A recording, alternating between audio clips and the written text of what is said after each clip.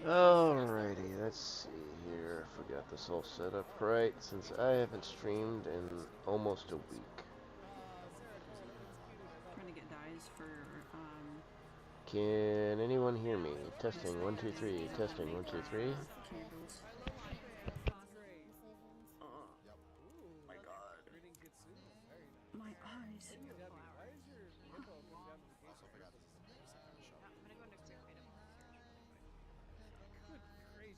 Paper Dragon, I hear ya but low. Yes. Botrix official at Paper Dragon just reached level 3. They're purple, by the way. Alright, how about now? Testing, 1, 2, 3. Testing, 1, 2, 3. Goodbye. He's gotta have work. He's a working man. Paper Dragon better. Alright, so I have to speak up. Gotcha. Kaito Destiny High Side a Kick, welcome to my channel. Alright, At Kaito Destiny High Side a Kick, welcome to my channel. I agree. You're like so right. At Kaito Destiny High Side a Kick, welcome to my channel. Alright, man, I'm gonna punch you. Bops. Where is... Stream Elements, welcome to the Fluffy Dragon's Den. Come sit, chill and game a while. Enjoy the show and have some snacks and drinks. I hope you all enjoy your chill and relaxing time here. Carrot W carrot. Alright, I'm gonna sound like shit. But, yeah.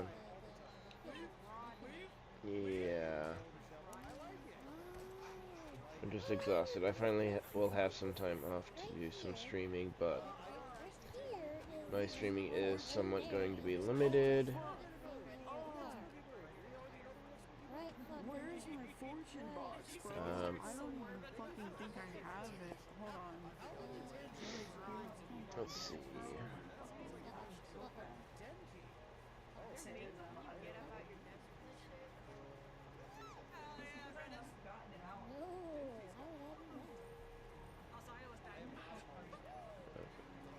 I'm trying to share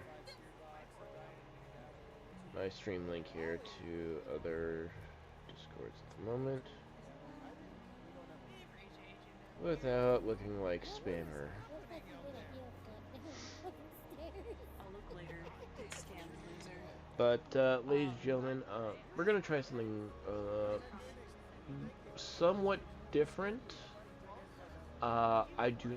For Minecraft this time, I do not have horror mods on here. I have a lot of creature mods and building and all kinds of other things. And if people... For what? Fucking ads. And if people would like to join in, I have the Essentials mod on here, so people can join in. Half the time I could not read your handwriting, dog. If they want to. I have. It's been 15 years that we've known each other. I've seen it. Let's see. The last time you sent me something, I could not read what the fuck you sent me.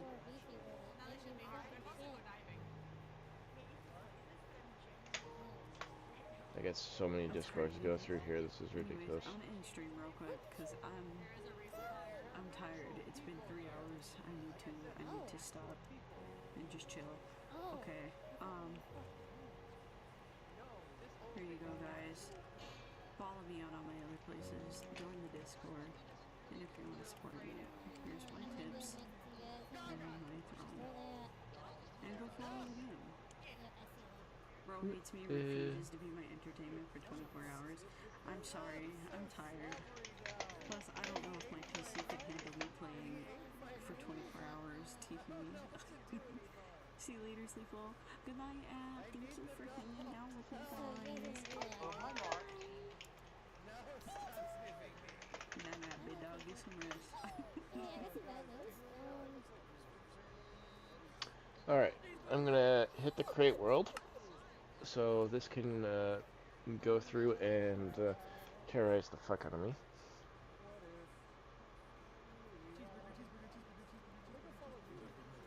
Oh, hey, Paper Dragon, if you have a character, Pokemon Community Game A Wild I can Numel, add it to F, this. appears catch it using, Poke Catch, winners revealed in 90s.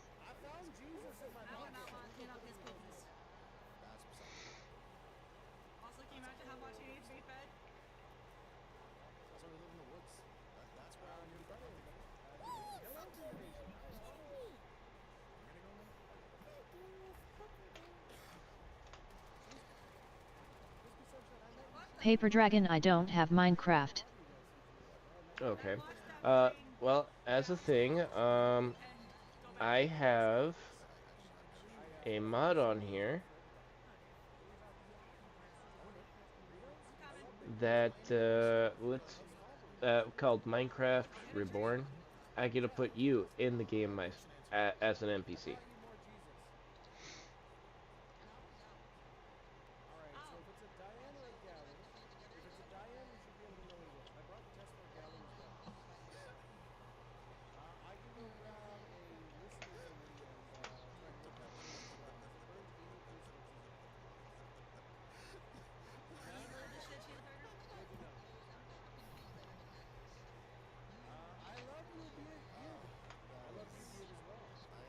So if you want me to put you as an NPC, I can do that for you. And that's fine if you don't have Minecraft. Pokemon Community Game Numel, F, escaped. No one caught it.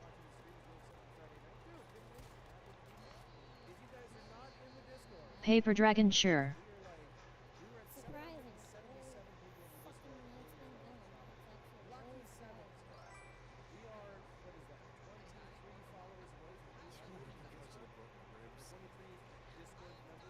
Now, I'm just praying nothing crashes. Because I might have a few mods that conflict with each other.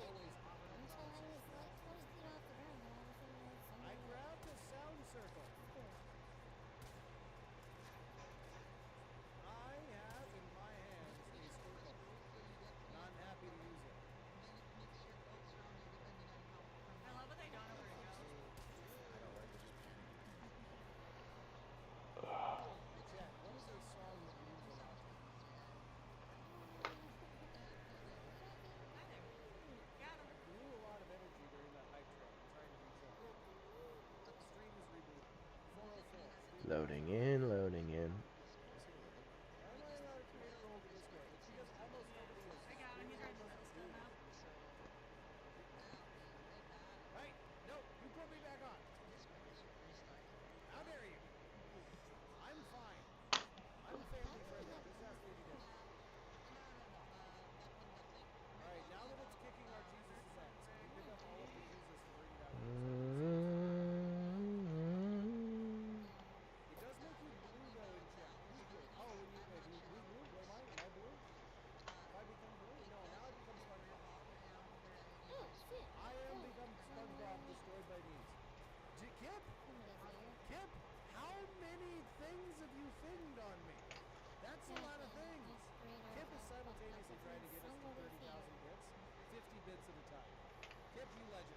I really wish Discord would stop updating because it keeps on fucking things up for me. Oh, and just so everyone knows, set up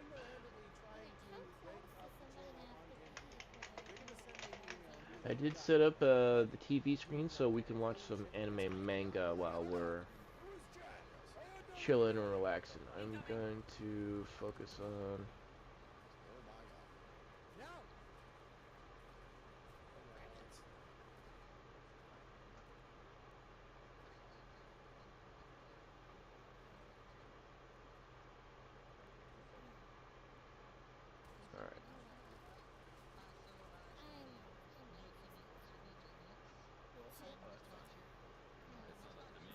Alright.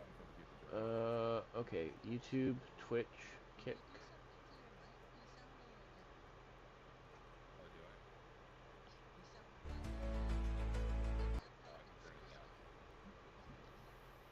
Okay. I know this is a pain in the ass and boring while I'm waiting for this to set up. Good God, what is taking? Wait.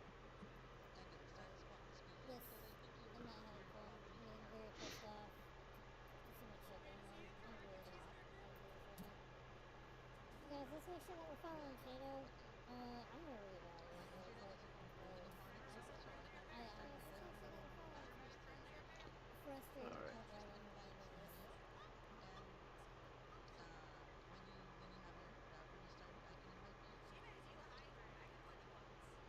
La da da da da. Good God, this is taking forever. It should not be that slow. I put a lot of things to it so it would not be so laggy.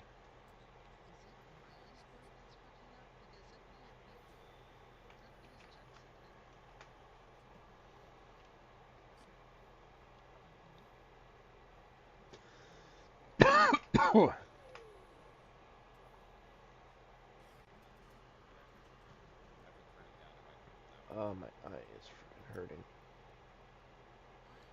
I'm gonna go to a quick break, guys. I will be right back.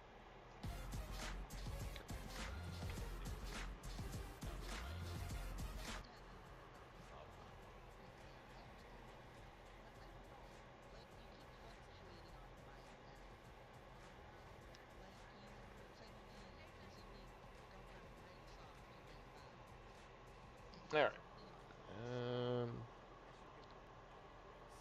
Okay, it's loading. Loading in, loading in.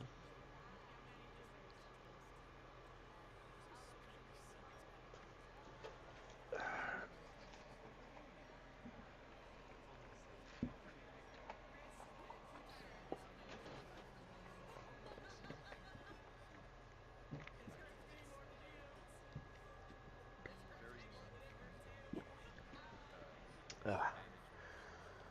Make sure to have drinks, everyone. I just drank some tea.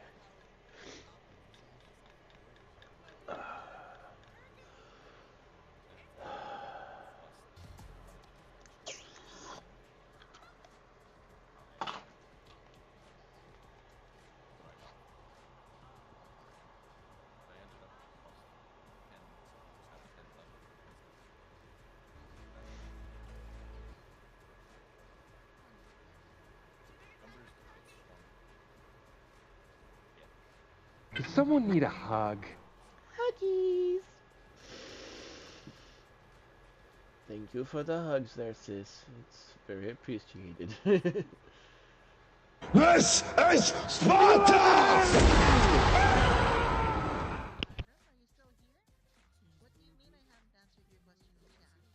My Akita, much love to you, bro. Kaito Destiny, my Akita, welcome Thanks, to my sis. channel.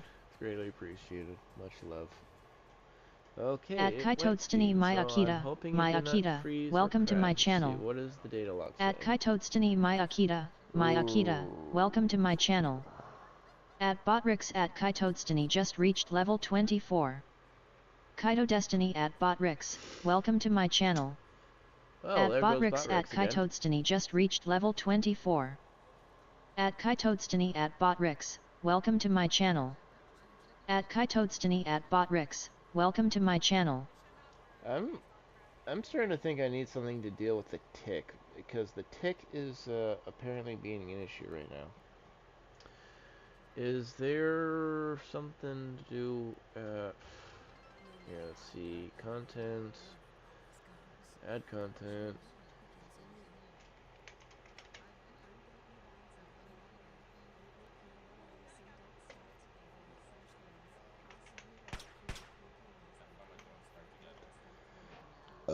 Oh, there.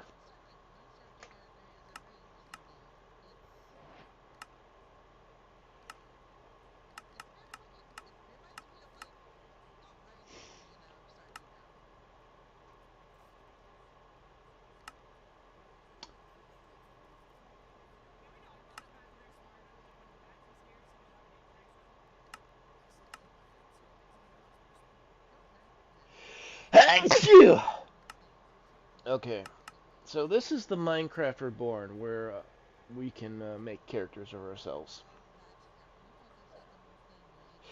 Achoo! Fuck.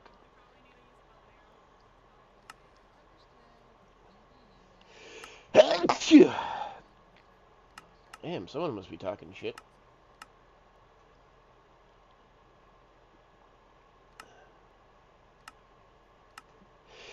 Achoo! Fuck.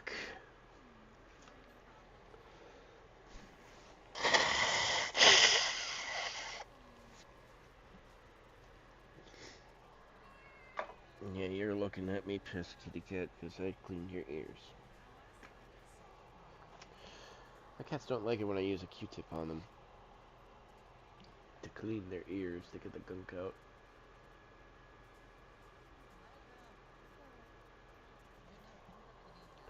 Alright.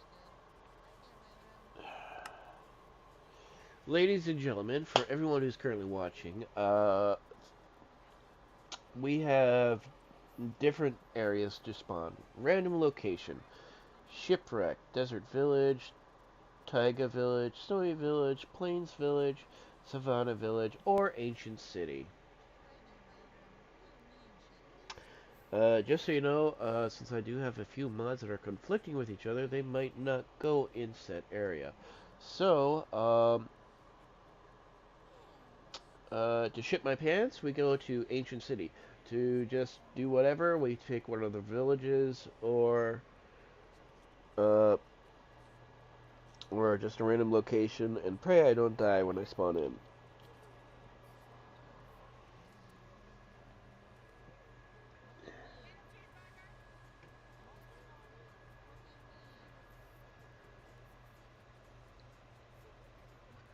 Oh, my poor baby girl. I'm sorry, but I had to clear your ears. Alright, any takers? Going once. I'm going twice. There's no one.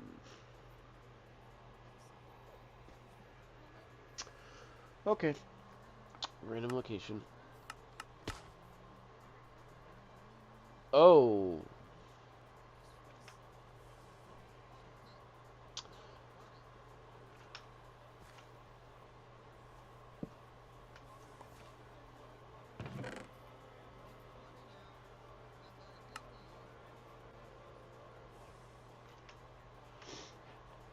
Well, I can say this. I'm happy it gave me a backpack.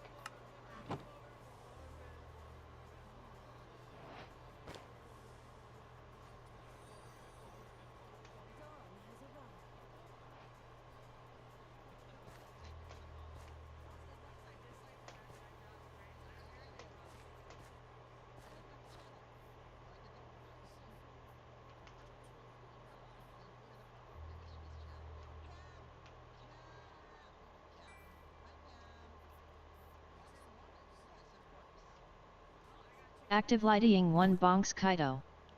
Kaito Destiny Active Lighting 1, Hey, welcome to my active. channel. At Kaito Destiny Active Lighting 1, welcome to my channel. At Kaito Destiny Active Lighting 1, welcome to my channel. Well, it's good to know the Nuka Craft finally works. Does someone need a hug? Huggies! Oh.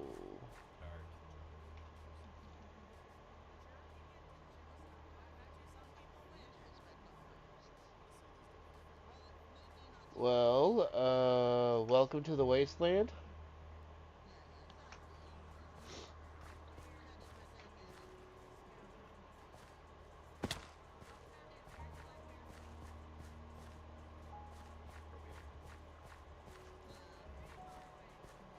What the fuck happened over here? Ashwood. Kaito Destiny Destroyer of Tuts, welcome to my channel. At Kaito Destiny Destroyer of Tuts, welcome to my channel. At Kaito Destiny Destroyer of Tuts, welcome to my channel. Okay, they don't hurt me. It's a Active two-headed Lighting 1 cow. for something you don't wanna fight? Active Lighting 1 found asterisk. No. Oh, that's something I don't want. No. Stay away.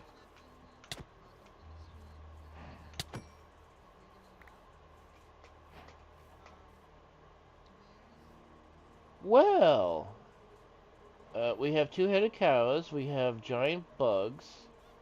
Pokemon Community Game A Wild Dreepy appears catch it using Poke Cow Catch. fertilizer. Winners revealed in 90s. Goo. Active Lighting 1, Poke Shack.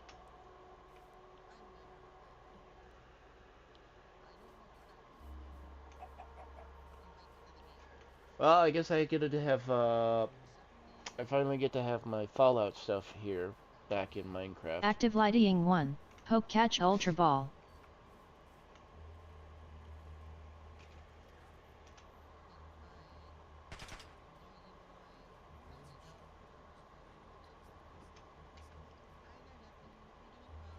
So there's plenty of cows, sheep, and pigs over here, and got those brahams.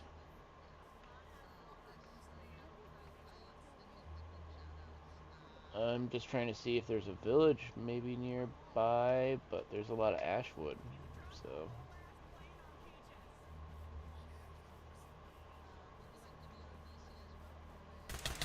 Ow! Ow! Ow! Son of a bitch! Son of a bitch!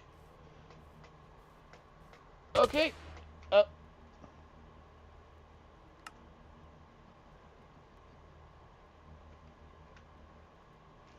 Okay. Stream Elements, welcome to the Fluffy Dragon's Den. Come sit, chill, and game a while. Enjoy the show and have some snacks and drinks. I hope you all enjoy your chill and relaxing time here. Carrot W Carrot. Pokemon Community Game Dreepy has been caught by Active Lighting 1.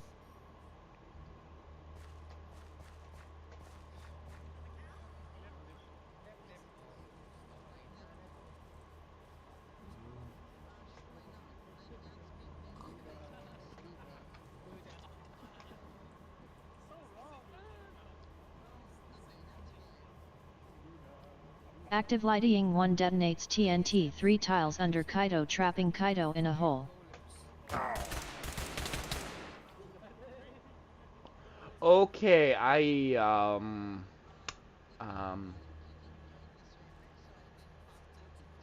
Fallout weapons are broken.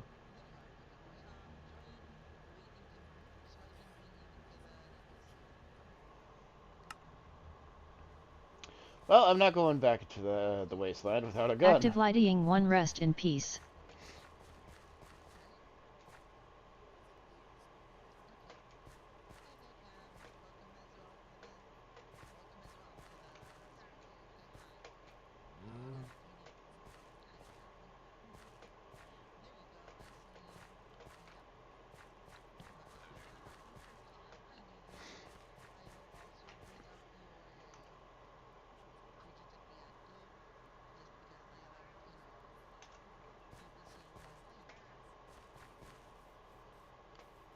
Out of the wasteland, into the wasteland. Out of the wasteland.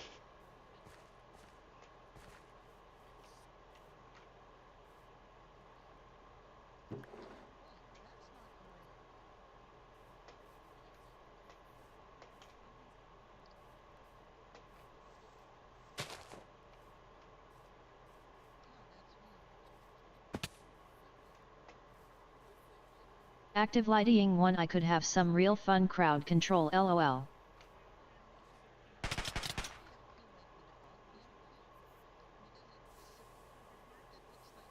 Where'd that come from?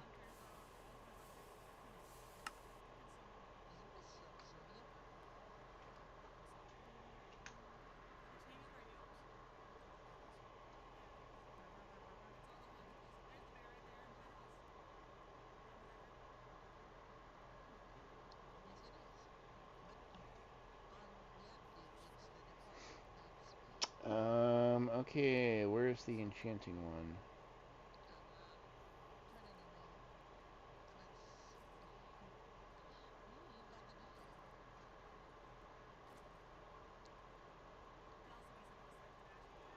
Ooh, ee, ooh, changing, while be nice.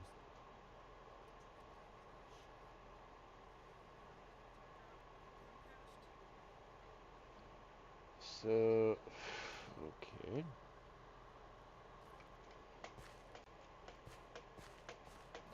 Stream Elements, hi everyone. As a heads up, I have sleep apnea and tend to fall asleep sometimes in my streams. Please be patient with my disorder or try waking me up with my redeems. I did not see a single fucking person on my radar that did that shooting. That's fucking bull.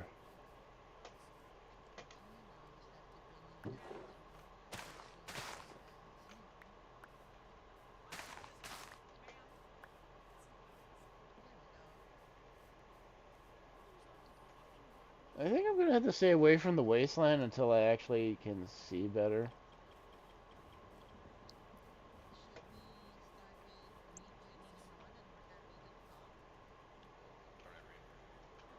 But yes, dying, yeah. You doing crowd control against me? Yeah, I would be fucked.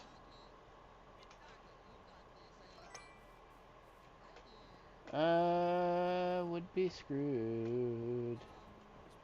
Because people would kill me within a minute from getting into the stream. Headset, be gone, please stretch.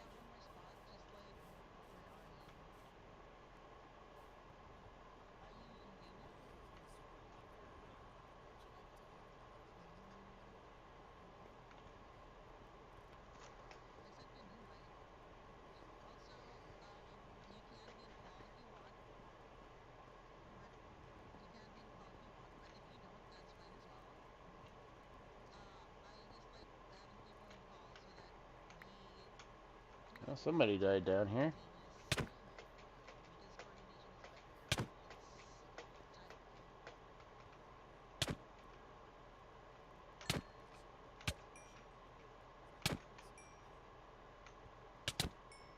Bitch.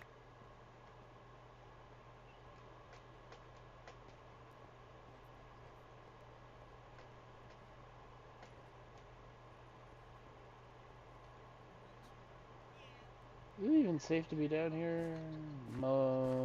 Yeah, it's...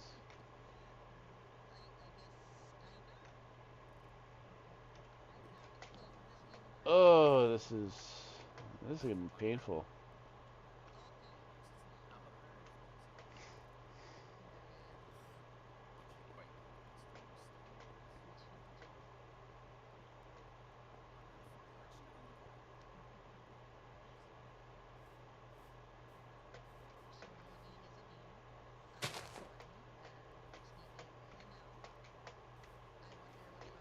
I'm going to die.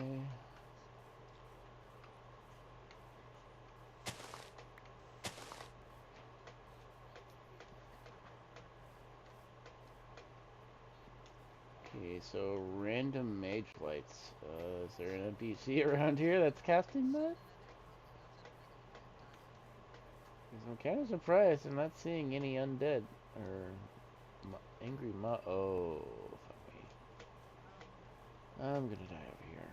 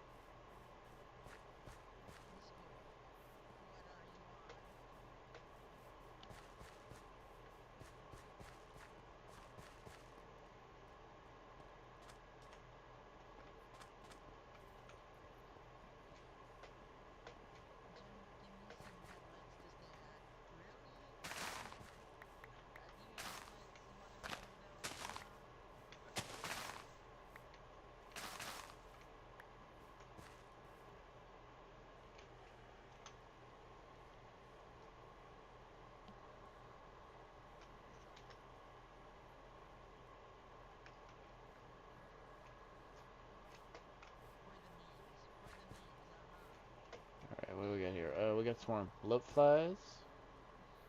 Kofi Streambot, visit Kaito Destiny's KO5 page at URL.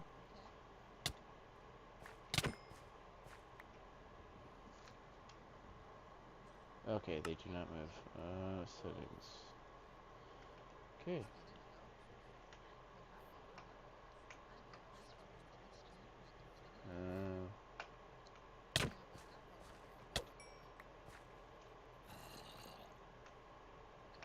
Okay, that's the button to do that. Okay. Hello, zombie girl. Oh, there's a pixie boy.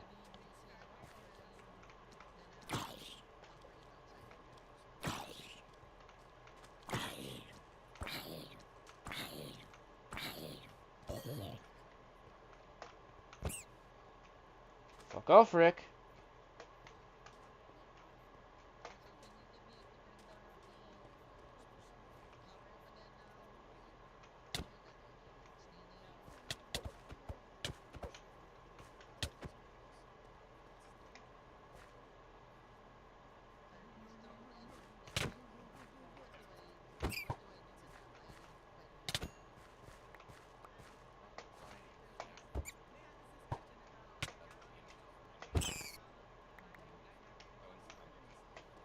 I'll take that XP. Thank you.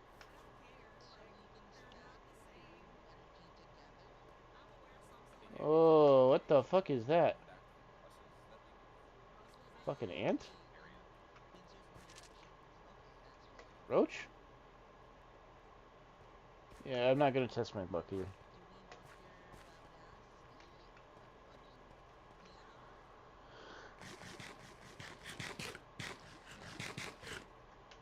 Okay, I'm gonna emphatically as he turn calls that out on. the name Anastasia.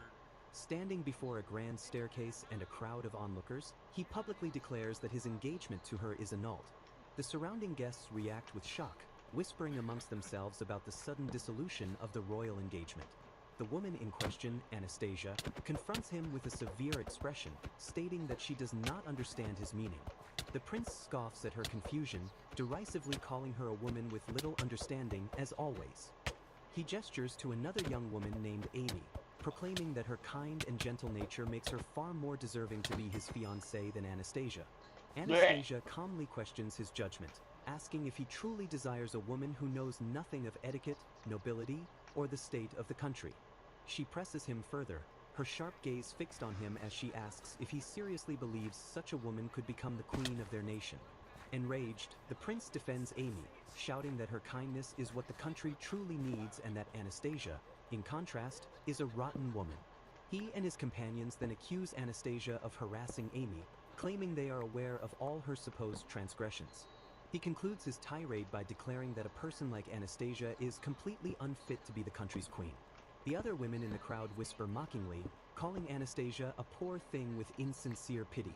Anastasia lowers her gaze, her expression unreadable as she quietly says she understands. With a somber look, she accepts that this is the way things are to be. But then, in a sudden, sharp movement that startles the crowd, she straightens her posture. Her hand flashes through the air as she throws down her glove. The scene captures the shocking moment as a formal challenge is issued, freezing everyone in place. An explosive clash follows, the details blurred in a flurry of action. The memory of this event causes a young boy's eyes to snap open in shock. He finds himself not in a grand hall, but in a humble wooden room, waking from what felt like a vivid dream.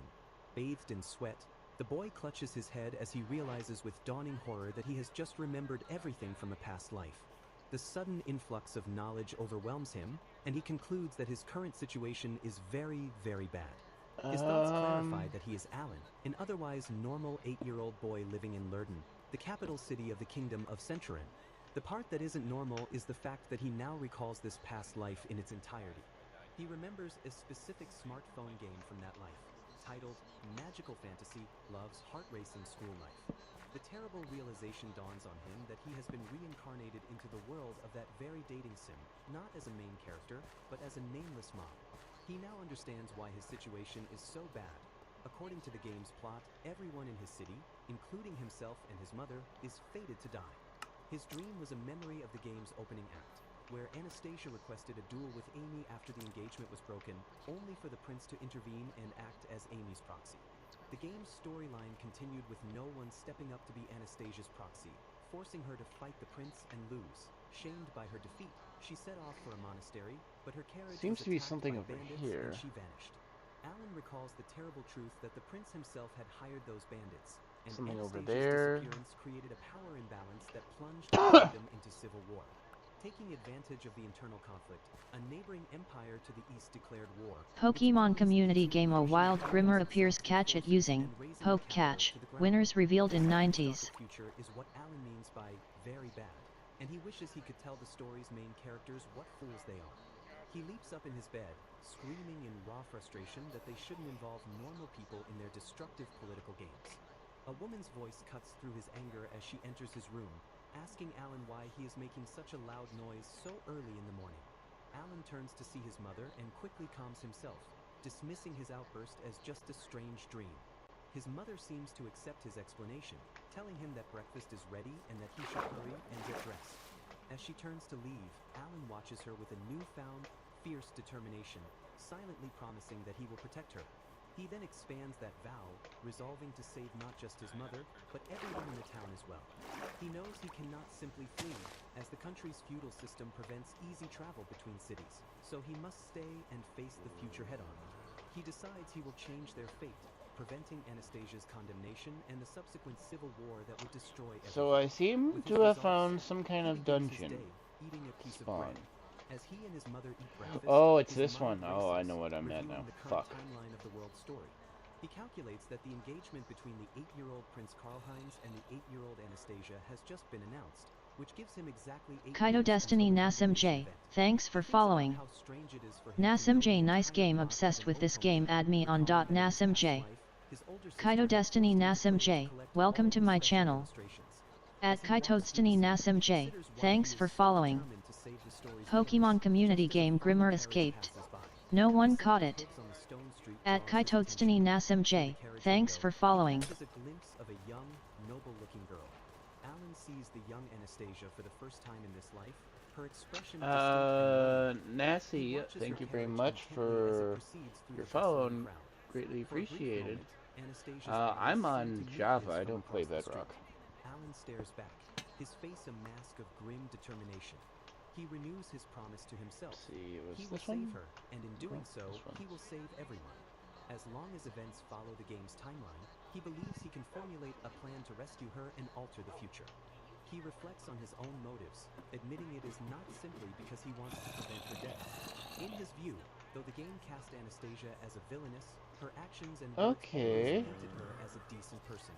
He remembers her in-game dialogue. Oh, how I she can would make this sternly work. remind the prince and others of their duties to the nation and its people, whose taxes supported So their I need to lifestyle. Alan do... believes the game scenario was fundamentally distorted for portraying these responsible statements as condescending and annoying, Here. and he knows Let she me is a pick good these back person up. at her core. He knows that if he fails to act, the game's shitty future will become reality. Anastasia will be exiled, Hold. fall into despair, and return as the story's vengeful final boss. His train of thought is broken as he collides with someone in the crowded marketplace. He looks up to see a cheerful, tan girl who exclaims his name in surprise. She introduces herself as Monica, and they both apologize. She then compliments him for being a hard-working son out doing the shopping. Alan notices Monica is also shopping and is carrying a large basket of goods. Monica explains she's buying food for the rowdy young people at the guild and jokingly tells Alan not to grow up like them before she departs. As she walks away, Alan suddenly remembers that Monica is a waitress at the Adventurers Guild Tavern, and a critical idea comes to mind. He urgently calls out for Monica to wait and runs towards a large, imposing building down the street. His mother watches in confusion as Alan tells her everything load. is okay before disappearing inside. He enters the Adventurers Guild, calling out to the patrons within. A table of grizzled adventurers turns to look at the boy, one of them gruffly asking what kind of business he has there. Though visibly nervous, Alan faces them with resolve, knowing that this is the first step to changing the world. Ditch scouring, where text asks what someone is doing inside the Adventurers Guild. A guild official sitting at a desk looks toward a young boy and addresses him as Kid. The woman accompanying the boy looks on with concern, quietly saying his name, Alan. The guild official leans forward, asking Alan what seems to be the problem. Alan boldly declares his intention to help with the task of cleaning the ditches. The guild official's expression shifts to one of intrigued surprise. He smiles, telling the boy that he likes his spirit. The man then excitedly tells the boy's mother to sign him up for the guild, ordering a colleague to provide the necessary documents and show her where to fill them out. As his mother confirms the information on the forms is correct, another guild member summons Alan to the desk. The official holds up a small, blank card and instructs Alan to put some of his blood on it to complete the registration. A different guild Okay, I member am assures definitely the going to anxious have to mother see there will about only be a fixing single this, drop because and this that the is needle just... is disinfected, a gesture she mentally notes as being very considerate. The guildsman pricks Alan's finger, telling him not to worry as he guides the drop of blood toward the card. The moment the blood touches the card, it erupts in a burst of magical light. When the light fades, an intricate, glowing pattern is left etched onto the card's surface. The official welcomes Alan to the guild, handing him his new card and warning him not to lose it before giving him a cloth for his finger. A dark-skinned woman suddenly appears and grabs Alan in a boisterous hug, welcoming him warmly. She congratulates him on joining the guild and asks if he's ready for hard work, while another person tells his mother she must be proud of raising such a fine child. His mother, wiping tears of joy from her eyes, tells Alan she is very happy and wishes him good luck, reminding him not to overwork himself. Alan stands with the woman, his face set with determination for the path ahead. He internally resolves that he has two critical tasks. First, to confirm if this world truly operates like the game he remembers, and second, to earn a large sum of money to save his mother and change the town's fate. He reviews his grand strategy, which hinges on saving a character known as the Villainess from her condemnation, an act that requires him to act as her proxy and defeat a prince in a duel. This plan requires him to enter the Royal Academy in 7 years, an endeavor that will cost a significant amount of money. Acknowledging that he is currently dirt poor, he commits to earning the necessary funds while he begins his first job cleaning a filthy ditch. Okay, the game A crashed. supervisor commends Alan and offers him a job in the And my starting screen the next just day, went which will to, pay double and also provide the perfect opportunity to verify if this there world is the same sufficient as the game. message, blah blah Alan blah, yada eagerly yada accepts yada. the sewer job, recognizing this as a crucial, long-awaited opportunity. As he enters the sewer, he muses that while the double pay is nice, he has a much more important reason for wanting to access this underground area. Okay, which is so normally off limits to the public. the He amount recalls of from the RAM game that an I have to important fix. item, the Scroll of Concealment, is hidden somewhere within these sewers. The scroll is located in a secret room that, in the game's original timeline, would be discovered 8 And I years have from now to by a character restart. named Amy and her companions as an escape route. Oh, oh, this is great. Yeah, well, um,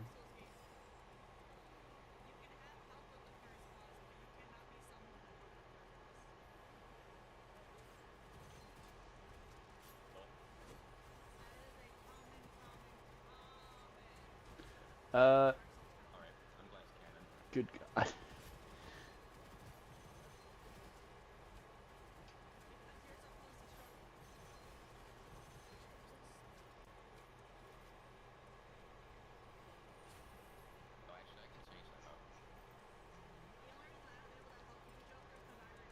So, yeah, that just crashed with all the other stuff. So I'm gonna have to restart that.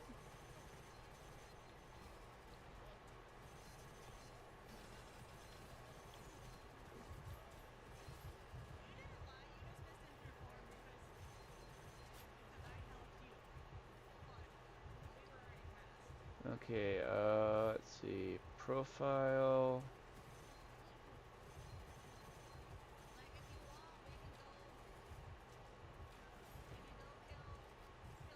Here, I'm gonna turn that down.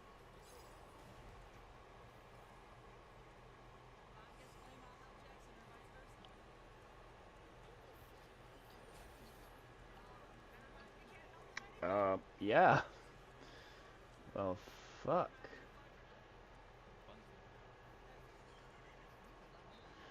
Oh, looks like a lot of things fucked up. Shit. I might have to restart my stream. Yeah, I'm gonna have to restart because everything went all ape shit.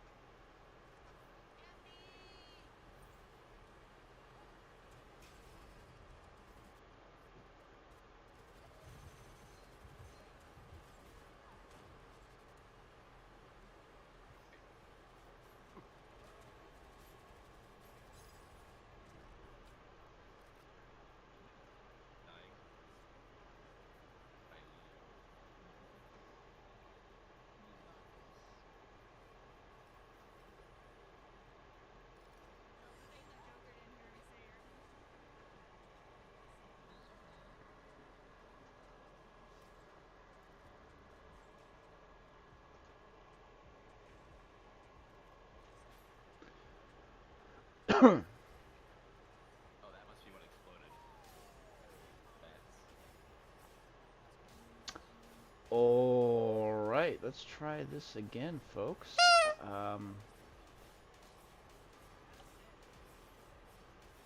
Yeah, I was not expecting that.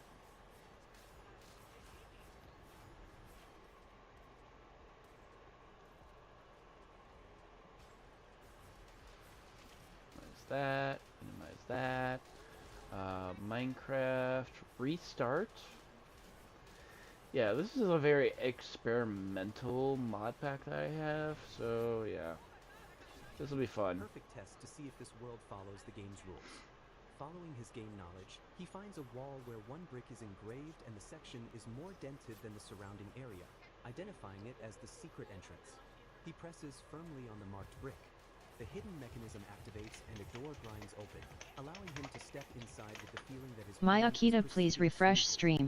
He enters the hidden chamber, wondering what Yes, its thank you, original Maya. purpose might have been as he begins his search for the So, scroll. let's also His take a eyes look land here on at a that new decorative follow. shield It was mounted kind on of the far weird. wall. He lifts the shield to find the scroll hidden behind it, just as he remembered, and silently hopes there are no traps, unlike in the game. To his frustration, the scroll is just out of his reach, and he struggles to grab it, annoyed by the limitations of his child's body and this unforeseen difficulty. With a Someone final called stretch, his Nasty fingers grasp MJ. the scroll, which has the word concealment written on it. He successfully pulls the scroll free, a triumphant yes escaping his lips. He remembers the activation method from the game, where the character Amy would hold up her hand, Stream Elements causing the Kaito scroll Destiny to is glow. now live. As he mimics the Streaming gesture, Minecraft, the scroll 18 lights up plus brightly Fluffy before Dragon dissolving House into particles of fundraiser, light that doing some absorb fluffy into his body. craft time. Believing Come he join must my have random acquired madness concealment through the gaming skill, which was worlds. originally meant for Amy, he pulls out his guild card to verify his new ability. He performs the specific command he remembers, tapping the guild card twice and swiping left. A holographic status window materializes, displaying his Botrix, thank you for the follow at Attention, Alex. we are being followed. Shall I dispatch the welcoming Alex, thank you drones? very much for your follow. It was greatly appreciated. I had to restart my stream because Minecraft crashed, and when it crashed, it made everything else bug out and crash. So, had to restart. But welcome to my Fluffy Madness. My name is Kaito Destiny. I'm the Blue Fluffy Dragon. Nice to have you here. We're going to be doing some modded Minecraft on a very experimental mod pack that I'm working on. Follow the game's predetermined scenario. That scenario leads directly to a future of ruin. He returns to his work in the sewers, his expression now grim with determination. When the workday ends, his fellow workers complain about their stench and tell Alan he had better take a bath before heading home, lest he anger his mother. The men playfully race toward the bathing tent, declaring the last one to arrive will have to fetch the water. One of the men pulls back the tent flap, revealing that someone is already inside washing. As Alan and the others step inside, they are surprised to see who is occupying the bath. Alan's eyes widen in shock at the unexpected sight. It is Monica, the woman from the guild, and she is just as surprised to see him. Monica cheerfully beckons Alan Oh to dear come closer, God. causing him to let out a scream of pure terror while another man decides it's best Please to note break this is outside. an 18 plus As Alan stream, lies defeated on so the ground, the please other mind men your comment P's and that they should Q's. probably put on some clothes. Later that evening, Alan decides to test the concealment skill, noting that he wanted it for more than just confirming the world's timeline. His mother returns home and calls out for him, announcing that dinner is ready, but she finds the room empty. She sighs, thinking he must have gone out and forgotten to turn off the lamp, but as she reaches for it, she realizes he is standing right beside her. Startled by his sudden, silent appearance, she lets out a cry of surprise. His mother asks how long he has been there, and he feigns innocence, claiming he was there the whole time, while internally concluding that his experiment was a success and that extreme surprise seems to automatically cancel the skill's effect. Over dinner, he hands his mother his Pokemon earnings, community which she game a accepts wild gratefully Toxel while appears once again catch it reminding using him not to Poke push himself Catch, too hard. winners revealed She in tells him that 90s. his focus should be on Wise studying bought at the 2 local viewers, school, a plus place he 2, knows only alarm offers clock free 51 classes on minutes and basic subjects 26 3 seconds. times a week. So I got 2 He viewers over understands that there, while and I he got has a few no need viewers for basic here. math and reading, subjects like geography and history are crucial for passing the Royal Academy's entrance exam. Now that he has successfully acquired the concealment skill, his next objective is to obtain the appraisal skill. He considers appraisal an essential skill for altering his fate, but the main obstacle is the dangerous location of the scroll that grants it. The images of vicious monsters flash through his mind. Unlike the relatively safe sewer, acquiring this next skill will require him to risk his life. He sets out into the wilderness. I do not care for large, Roblox, horned rabbit. and there's no He way I will quietly deal with observes the Roblox. creatures from a distance. Having Game researched is the area, cursed. he It knows is these filled horned with rabbits are the pedophiles. only local monsters and not a major threat. But he decides I mean, to there are remain some people hidden that play using it that concealment while he searches for the ruins just he for the seeks. shits and giggles He and knows fun the of it, rough but location of the labyrinth from the yeah. game's map, but a bird's eye view provides little practical detail for finding it on the ground, and he must return to town before sunset. He is frustrated by his lack Whoa, of knowledge chill. regarding the precise distance and direction from his starting point. He moves through the outskirts of the town, thankful that the concealment skill allows him, a simple villager, to pass by guards unnoticed. At the end of his second day of fruitless searching, he begins to worry if he Pokemon will ever community find game the hidden Toxiel labyrinth. escaped. On his third No day, one caught he it. stumbles upon two horned rabbits fighting fiercely.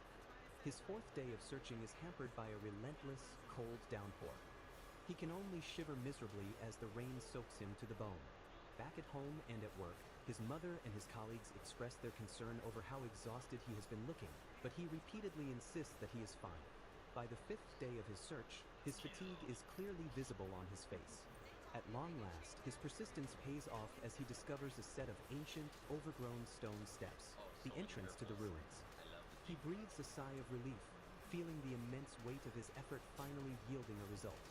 Shaking off his exhaustion, he reminds himself that there is no time to celebrate. He must Okay, that looks immediately like I begin might the have to search for the ban scroll of somebody appraisal. here. As he ascends the steps, a sudden noise from nearby startles him. He drops into a crouch, thrown off balance by the unexpected sound. A grotesque, goblin-like creature with large ears and sharp teeth peeks over a crumbling wall. Alan freezes in shock, his mind racing to understand why goblins are in this location. A wave of panic washes over him as he realizes these monsters were not supposed to be here according to his knowledge of the game. In the shadows of ancient Oh, stone, so a that horde of bot, goblins that was a gathers, bot their account asking grotesque for forms follows. filling And, the frame, okay. led by a large, So menacing that got figure rid of it. with a Okay. belligerent snarl. A young man watches And from yes, a the hidden game vantage is point, loading. It his just face didn't etched change with screen. sweat and concern as he realizes the situation is dangerously different from the game he thought he knew. The appearance of goblins in these ruins was completely unexpected. He internally debates his next move, weighing a strategic retreat against the risk of a temporary skill effect expiring, acknowledging that only his concealment ability kept him from being killed instantly. Rejecting the idea of falling back, he resolves to press on, driven by the fear that if the goblin numbers grow or if a formal subjugation team is formed, the scroll he desperately seeks will be lost to him forever. Alright. He forces himself to take a calming breath, trying to steady his nerves while his mind races, questioning the sudden and drastic Yeah, I'm deviation gonna from the really game's have to original tweak the scenario. hell out of With his this. resolve hardened, he decides this is his one and only opportunity to seize the scroll and commits to moving forward without returning. He summons his courage, placing his faith in the cheat skill he possesses from the Otome game, and prepares to advance into the goblin-infested territory.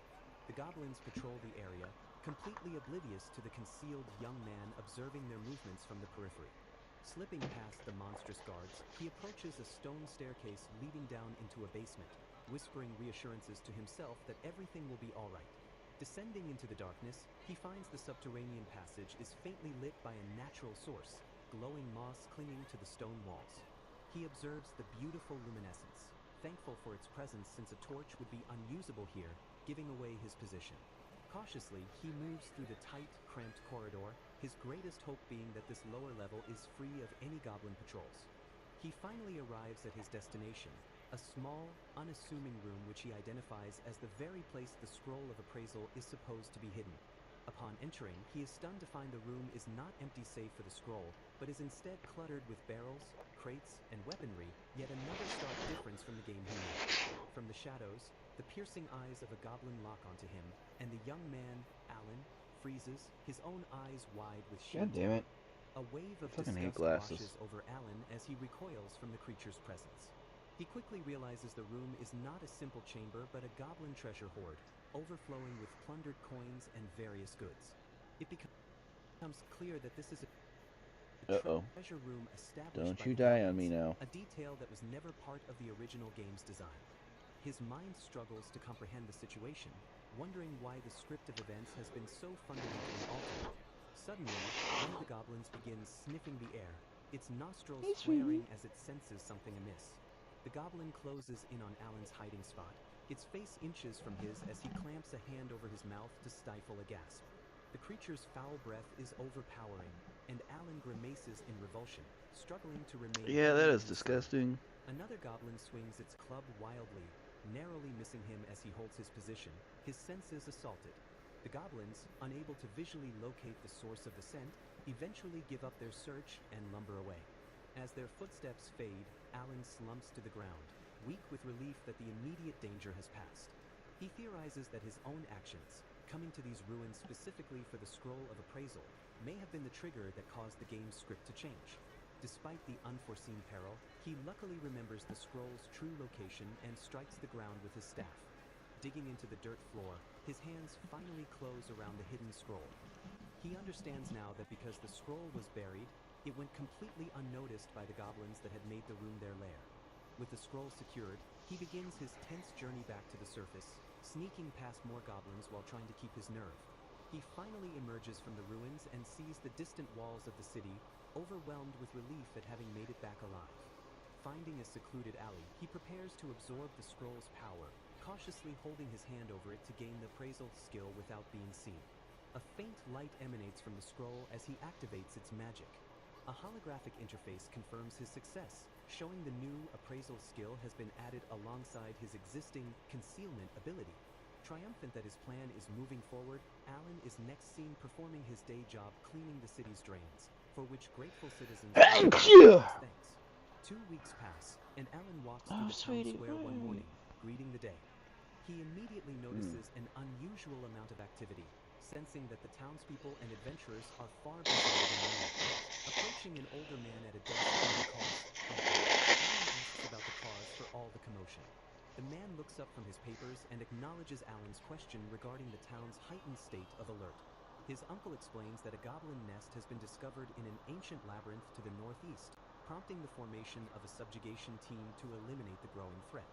Alan realizes this event aligns with the game's original story, where another character was meant to find a scroll. He feels immense relief that he retrieved it himself, as it would have otherwise been lost forever, buried in the ground.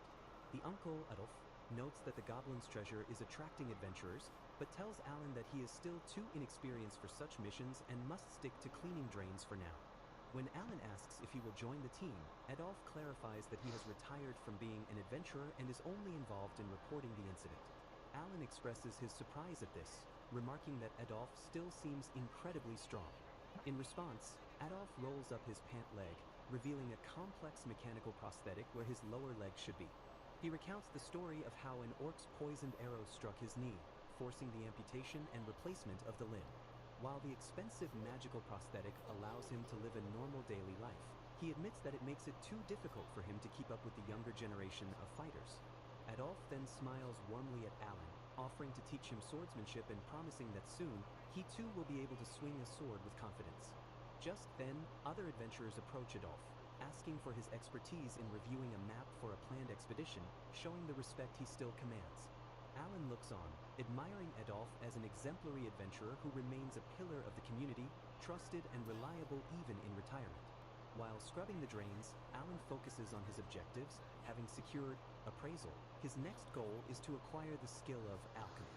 Later, at home, Good God, his it's mother taking sees long. him dressed to go out and asks if he is leaving for the I have day. to find something He to take confirms he care will of be the gone tick. until evening, prompting his mother to tease him about his nice clothes, playfully suggesting he is going on a date. As he walks through the city, Alan thinks about the scroll of alchemy. Pay to win, item that costs 15 million cents, a sum far greater than the 5 million he currently possesses. He finds himself at a loss, wondering how he could possibly earn enough money to afford such an expensive item. His path takes him through a vibrant and crowded street market, where merchants hawk their goods from countless stalls. He realizes that this market is the perfect place to put his newly acquired appraisal skill to use.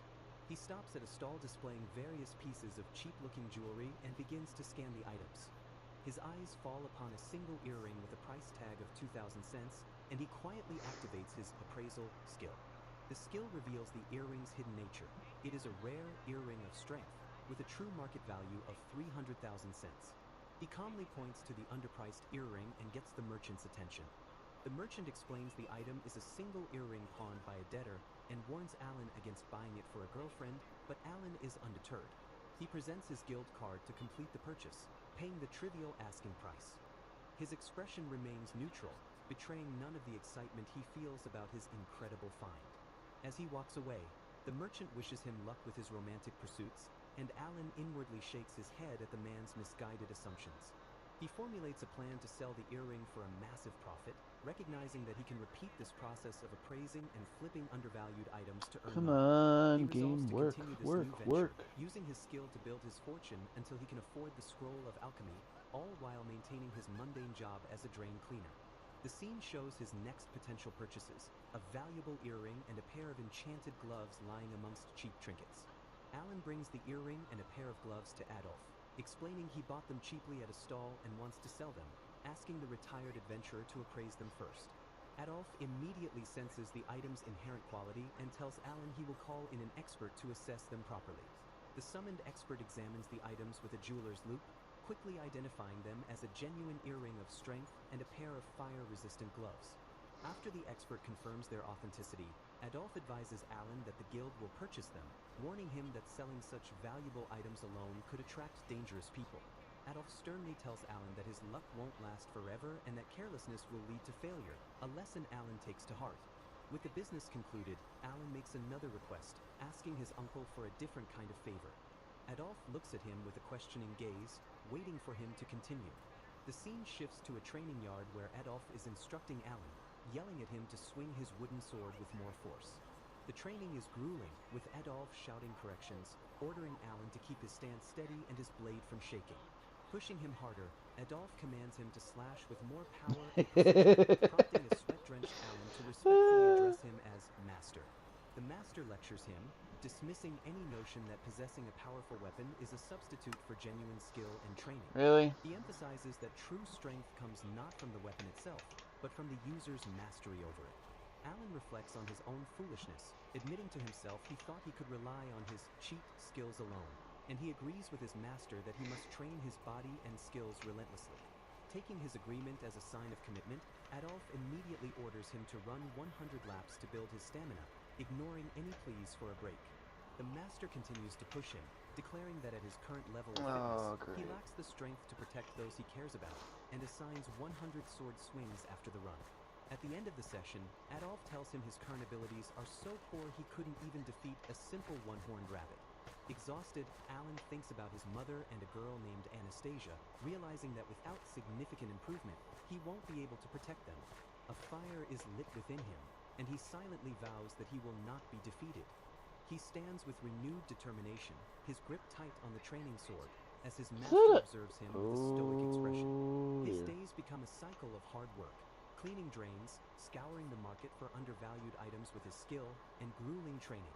A flash of his guild card shows the fruits of his labor. He has amassed a fortune of 15,122,024. As he looks at his updated status, his mother's voice calls out that breakfast is ready. Now 11 years old, Alan's physique is lean and hardened from his training. He answers his mother, his resolve to protect his loved ones stronger than ever. A woman in an apron notices Alan near the door and calls out his name, asking if he is heading out. He confirms with a simple yet, explaining that he is on his way to the market, which elicits a surprised reaction. His mother smiles warmly, covering her mouth as she remarks on how much he has grown up. She gives him a final piece of advice to be home before it gets dark because tomorrow is a big day, and Alan acknowledges her words. So I as he was over departs. there, but I As he died walks there. through the bustling town, he reflects on the past 2 years of intense training and competition that have finally allowed him to reach his goal of saving 15 million cents in his guild account. His journey takes him to an unsafe area of the royal capital, where he seeks out a suspicious store hidden in the basement of a back alley. To avoid any potential trouble, he keeps to himself and stays out of sight, cautiously observing the intimidating Pokemon Community Game. A wild Clefairy appears. Catch it using Poke Catch. Winners revealed in 90s. which he recognizes as the Rule Store. As he uses the demonic-looking door knocker, it comes to life and demands to know who is there, while Alan realizes his concealment with a bead of sweat on his face. He uses his appraisal skill on a panel beside the door to reveal what is needed to enter. The skill reveals the required password, which is set to expire in 7 hours, consisting of 2 coded phrases about a rabbit and moving south.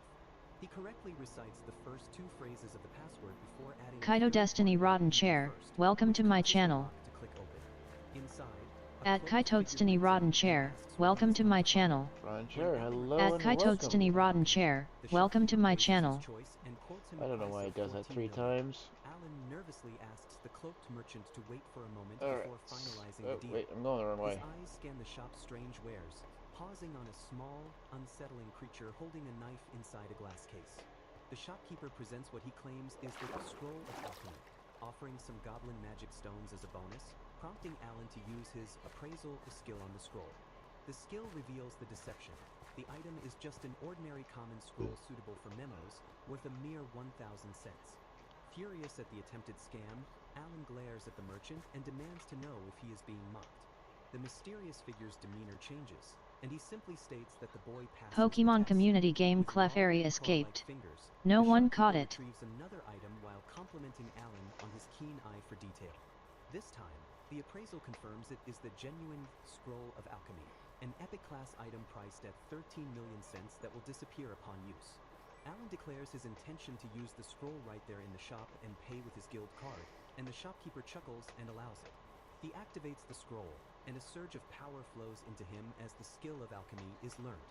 His status screen confirms the acquisition of the new skill, now listed alongside Go this concealment and way. appraisal, while his funds have been reduced to just over 1 million cents. As the shopkeeper thanks him for his patronage and invites him back, Alan quietly resolves that he never wants to set foot in this place again. When he finally returns home, his mother immediately scolds him for being late, while he reflects that his long years of work are over and the true power of his new skill has yet to be seen.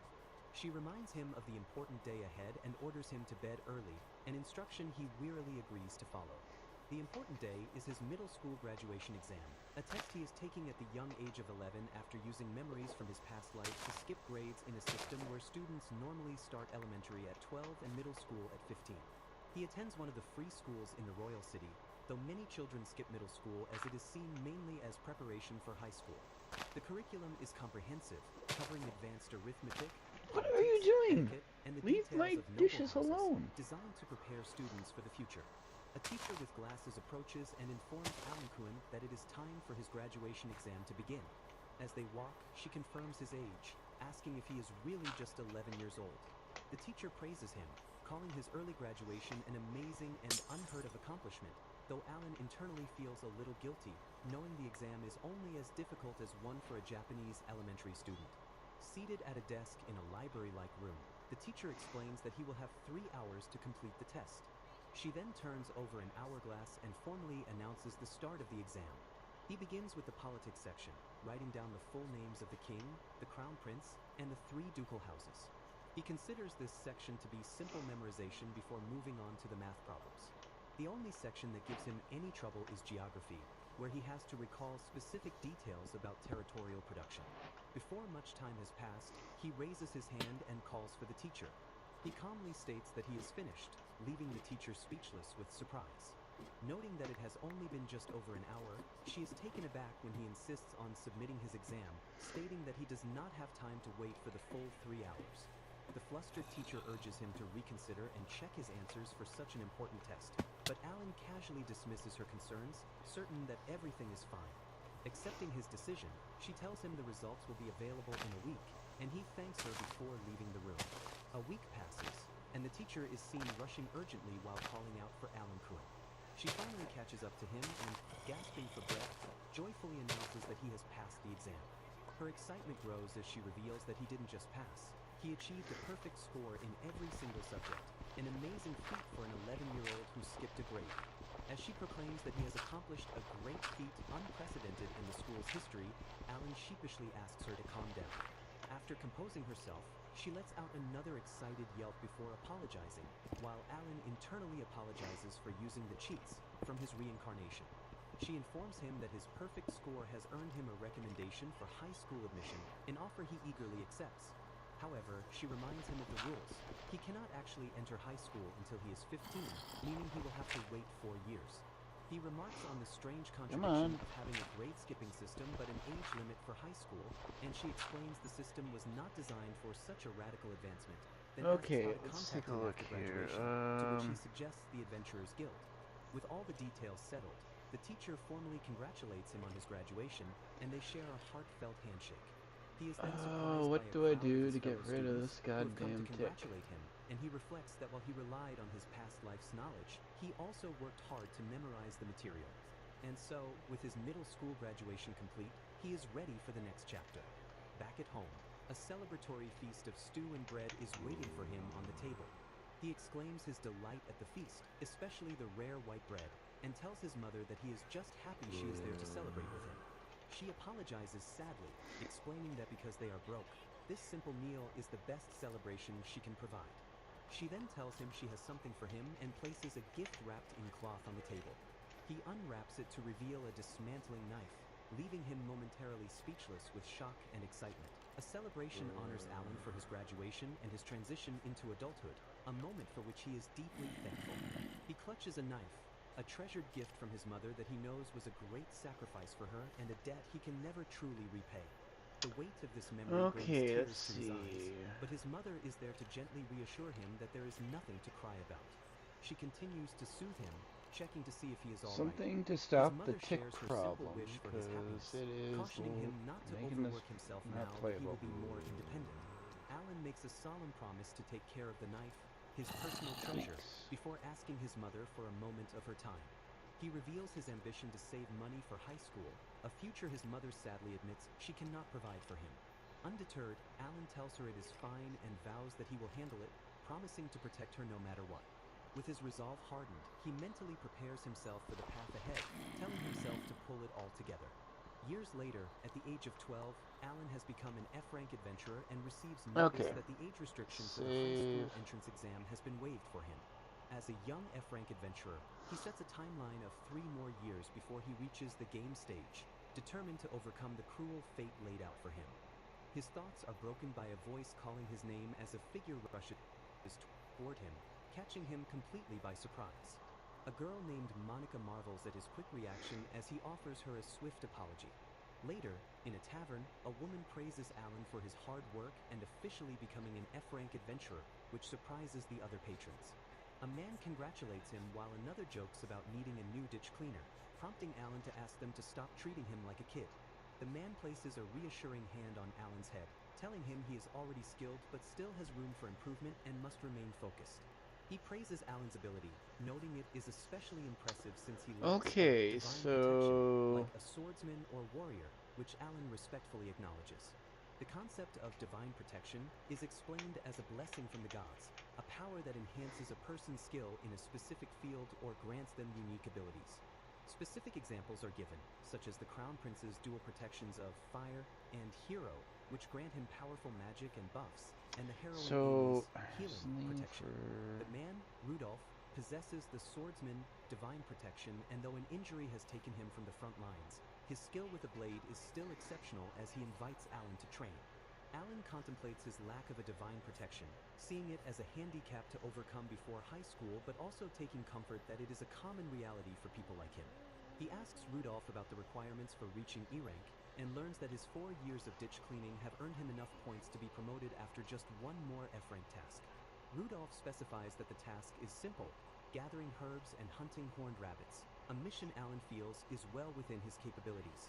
A warning is given by Rudolph to not underestimate the horned rabbits and to be careful on his first trip outside of town, advice which Alan accepts before declaring he will start tomorrow.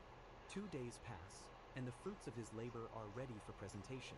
Returning to the guild, Alan displays the herbs and magic stones from the horned rabbits, earning congratulations from the members for completing his task. The mission's success was aided by his prior knowledge from a game, which told him the herbs grew in ruins recently cleared of goblins by the guild. For the horned rabbits, he recalls relying on his concealment skill. In the wild, he stealthily approached an unsuspecting horned rabbit. The small creature Okay. sat peacefully, nibbling on some grass. It continued its meal, completely I'm gonna unaware try that it was this, being and watched. hopefully this will make it Alan looked not upon lag the so seemingly bad. harmless animal, reminding himself that it was considered vermin for the damage it caused to fields. With a quiet apology, he dispatched the creature to complete his quest. Back with Rudolph, he is praised for a job well done and is officially promoted to E rank. Alan lets out a triumphant cheer, celebrating his new rank. He prepares to dismantle the horned rabbits he hunted. For this task, he uses the knife his mother gave him, feeling a deep gratitude that her gift has proven so useful. His adventurer status is now officially updated to E rank at the age of 12. This new rank grants him the freedom to travel between cities and undertake long journeys, making him contemplate the divine protection he still lacks. Alright, He let's remembers try this that in again. the world of the game, there was only a single method for villager to gain such a power.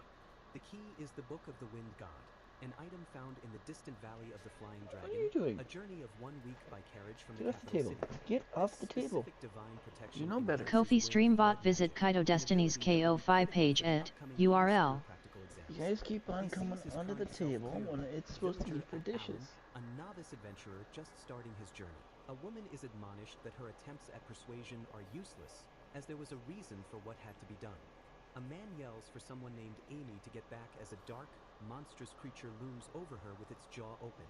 Amy stands her ground with her hands outstretched, tearfully apologizing for what she is about to do. She unleashes an offensive barrier, a magical attack that erupts in a blinding flash of light against the roaring beast. The monster is thrown back by the force of the spell, its head snapping back as it is blasted away. After the dust settles, a swordsman asks Amy if she successfully defeated their foe in the ruined arena. Their relief is cut short as both he and another companion look up in shock at a large shadow suddenly appearing over them. A creature descends rapidly, and the man shoves his companion to safety, taking the full force of the attack himself. The woman cries out in anguish, lamenting that if only she had been able to persuade him, this wouldn't have happened. Her companion consoles her, stating that they were left with no other option when dealing with the Wyvern Lord's child. A series of game-like notifications appear, confirming that Amy and her party have defeated the Wyvern Lord, obtained the Book of the Wind God, increased Carl's favoritism, and upgraded their relationship to fated partner. A young man observes this outcome with a tired, weary expression. He recognizes the entire sequence as the scripted event within the game, Magical Fantasy, the thrill of a school-life love that is required to obtain the Book of the Wind God. He reflects on the situation from the Wyvern Lord's point of view, seeing the players as nothing more than home invaders who murdered its family and looted its possessions. Having witnessed the game's version of events, he sets off on his own journey towards the Valley of the Flying Dragon, intending to acquire the Book of the Wind God for himself. To begin his quest, he first makes preparations in Friesen, the last village before the mountains that lead to the valley, a journey that will take a full day of trekking. To avoid confrontations with the ferocious demons rumored to inhabit the mountains, he plans to rely on his concealment ability for a safe passage. While ascending the rugged path, he finds himself panting from the effort and regrets not preparing more adequately for a mountain climb. His thoughts are interrupted as a large, winged creature soars through the sky above. He looks up, startled by the sudden appearance of the flying beast. The creature glides gracefully through the air, its massive wingspan on full display. He finally reaches his destination, a vast, craggy canyon teeming with dozens of flying wyverns roosting along the cliffs. He is left in awe at the magnificent sight of the Valley of the Flying Dragon.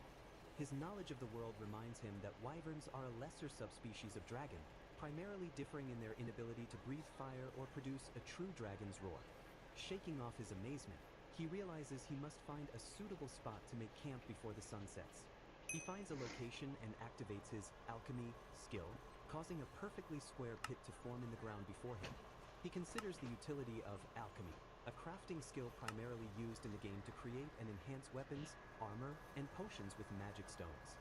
He knows that when maxed out, the ability is so powerful it can be used to construct wagons and even massive forts, including a critical item for weakening the final boss. Using this incredibly versatile skill, which took him years of work to master, he effortlessly fashions a small semi-basement camping area to spend the night in.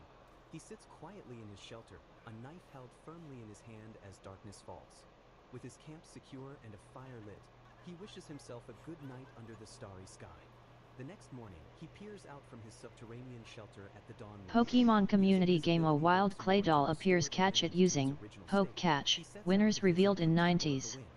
He moves with confidence through the valley, his concealment skill active to prevent the wyverns from attacking him, a constant danger for players in the game. He soon arrives at his destination, a long, dilapidated stone staircase leading up to the Temple of the Wind. As he begins his ascent, a sudden sight ahead makes him stop in his tracks. Loading in, At the loading summit, in. within the temple's main chamber, a massive black wyvern lies sprawled across the floor. He immediately identifies the creature as the Black Wyvern Lord, the father of the family he saw defeated in the game's event. Believing the Wyvern Lord to be asleep, he prepares to sneak past and retrieve the Book of the Wind God, only to be stopped by a voice that greets him as human. He is suddenly paralyzed, unable to move his body as he reels in shock. A luminous, muscular humanoid figure with long, flowing hair appears before him out of thin air. The being smiles warmly at him and explains that he needs a favor. The entity tells him not to worry and to relax, noting that his concealment ability is useless here, a fact that horrifies the young man.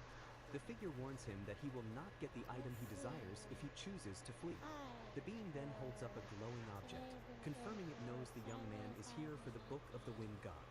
Realizing his skill has been bypassed and his thoughts are being read, the young man demands to know who the figure is, and the being introduces himself as the god. Pokemon community game Clay Doll escaped.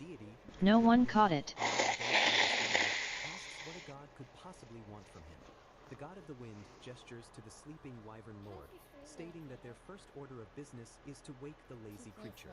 With a dramatic wind-up, the god delivers a powerful blow to the slumbering Wyvern Lord. The strike sends the massive beast flying into the air with immense force. Alan watches in disbelief, wondering what the god is showing him, and is told to simply wait a moment. The god floats down holding the dazed Wyvern Lord by its tail, asking if it is awake yet. Annoyed by the Wyvern's grogginess, the god impatiently tells it to wake up properly. The god of the wind then instructs the Wyvern Lord to introduce itself to Alan, the person who is going to help it. The timid Wyvern Lord stammers nervously before introducing himself as Jerome. Following the god's lead, Alan introduces himself in turn, extending a hand. The god coaxes the shy Jerome to stop hiding and shake Alan's hand, though Alan observes that the creature isn't actually hiding. Alan and Jerome share a hesitant, sweaty handshake under the god's watchful eye. The god of the wind finally reveals his favor. He wants Alan to help Jerome-kun find a wife. Alan is baffled as to why a god would play matchmaker for a Wyvern Lord, and the god explains that Jerome has fallen in love with Melissa-chan, a lizard girl from his dreams who possesses the traits of a sky dragon. The wind god offers Alan Kuhn his divine protection Well, if there he goes can the help little a momentary love story lag come spike true, loading in. but Alan dismisses the backstory as unimportant. Alan communicates mentally with the wind god, telling him to stop reading his thoughts and just listen, as he deems it impossible to simply take the divine protection. While the wind god expresses his reliance on Alan, Alan laments his complete ignorance of lizard romance, a subject he is already growing tired of. The god declares that Alan's task will be an amusing diversion and that he will be watching, a sentiment that seems to unnerve Alan. Alan turns his attention to the task at hand and asks Jerome-kun to describe what Melissa-chan looks like, receiving a flustered confirmation. The scene shifts to a mountainous, rocky landscape under an open sky. A massive, elegant wyvern is revealed to be Melissa-chan, a fact Jerome-kun nervously confirms for a surprised Alan. Alan's focus narrows as he spots a distinctive ribbon tied around the wyvern's tail. He realizes with a shock that Melissa-chan is the boss from the game, the key to acquiring the Book of the Wind God, and recognizes that without him, the god would have surely abandoned Jerome's quest. Jerome-kun gushes about Melissa-chan, calling her the most beautiful creature in the valley and noting her cute ribbon, recalling a time he was building a family with her before adventurers overran their home. Alan presses for more practical information, asking about her hobbies or interests, and then asks if Jerome has ever actually spoken to her, to which he admits he has not. The logical conclusion is drawn that Jerome is therefore a stranger and a stalker, a label that sends the lizard man into a panic. Alan sets a new course of action, instructing Jerome to start by simply becoming friends with her, beginning with basic greetings. Jerome nervously approaches the wyvern, his attempt at a simple hello dissolving into incoherent stammering. Alan coaches from the sidelines, suggesting compliments about her ribbon or asking to sit nearby as potential openers, but Jerome remains frozen in his attempt to speak. Melissa-chan turns her sharp gaze upon him, demanding to know who he is and what he wants. Faced with direct confrontation, Jerome becomes completely speechless, stammering with fear. He turns and flees in terror while Alan observes that she looked at him as if he were trash. Alan changes tactics, asking what gift a wyvern girl might appreciate, to which Jerome timidly suggests a piece of meat. Deciding a present is the next logical step, Alan calls out for the wind god to locate Melissa-chan, and the deity conveniently appears, ready to lead them to her. They arrive to see Melissa-chan perched on a high cliff, and the wind god notes that Jerome is late. The god reassures Alan that Jerome is a good hunter, though Alan finds the sight of the god's disembodied, floating Is that head a to be Pink creepy. Ranger? Suddenly, the god spots their companion flying in from the distance. Melissa-chan watches impassively as a panting Jerome-kun approaches her perch. He lands heavily before her, out of breath and holding the carcass of a giant worm-like creature as his offering. The only sound is Jerome-kun's exhausted huffing as he recovers from his hunt. The gift is clearly a failure, prompting Alan to declare a change in strategy toward fashion that girls would actually like. Undiscouraged, Alan gives Jerome-kun his new instructions as the wyvern flies off once more on his quest for approval. Jerome returns hidden inside a massive bouquet of flowers, startling Melissa-chan with a timid hello, a tactic the wind god immediately dismisses to Alan as totally useless. The attempt is met with a piercing shriek. Jerome lies defeated on the ground as Alan reflects on how far they have managed to come despite the repeated failures. The wind god challenges Alan to devise a better strategy, leading Alan to conclude that dressing well is more important than being merely fashionable. As the god waits for a concrete plan, Alan considers his options, firm in his belief that proper attire is the key. When asked what dressing well means, Alan relates it to human customs, suggesting a suit and necktie as symbols that inspire social trust. A new idea forms in Alan's mind, and he resolves to try making the necktie himself. Jerome-kun finds Alan crouched on the ground and asks what he is doing, to which Alan replies that he is making a necktie. Alan activates his alchemy skill, drawing a magic circle and focusing its power through a goblin's magic stone. The alchemy erupts in a blinding flash of light that startles Jerome-kun. When the light fades, Jerome-kun finds himself wearing a perfectly formed white necktie and stares at it in wonder.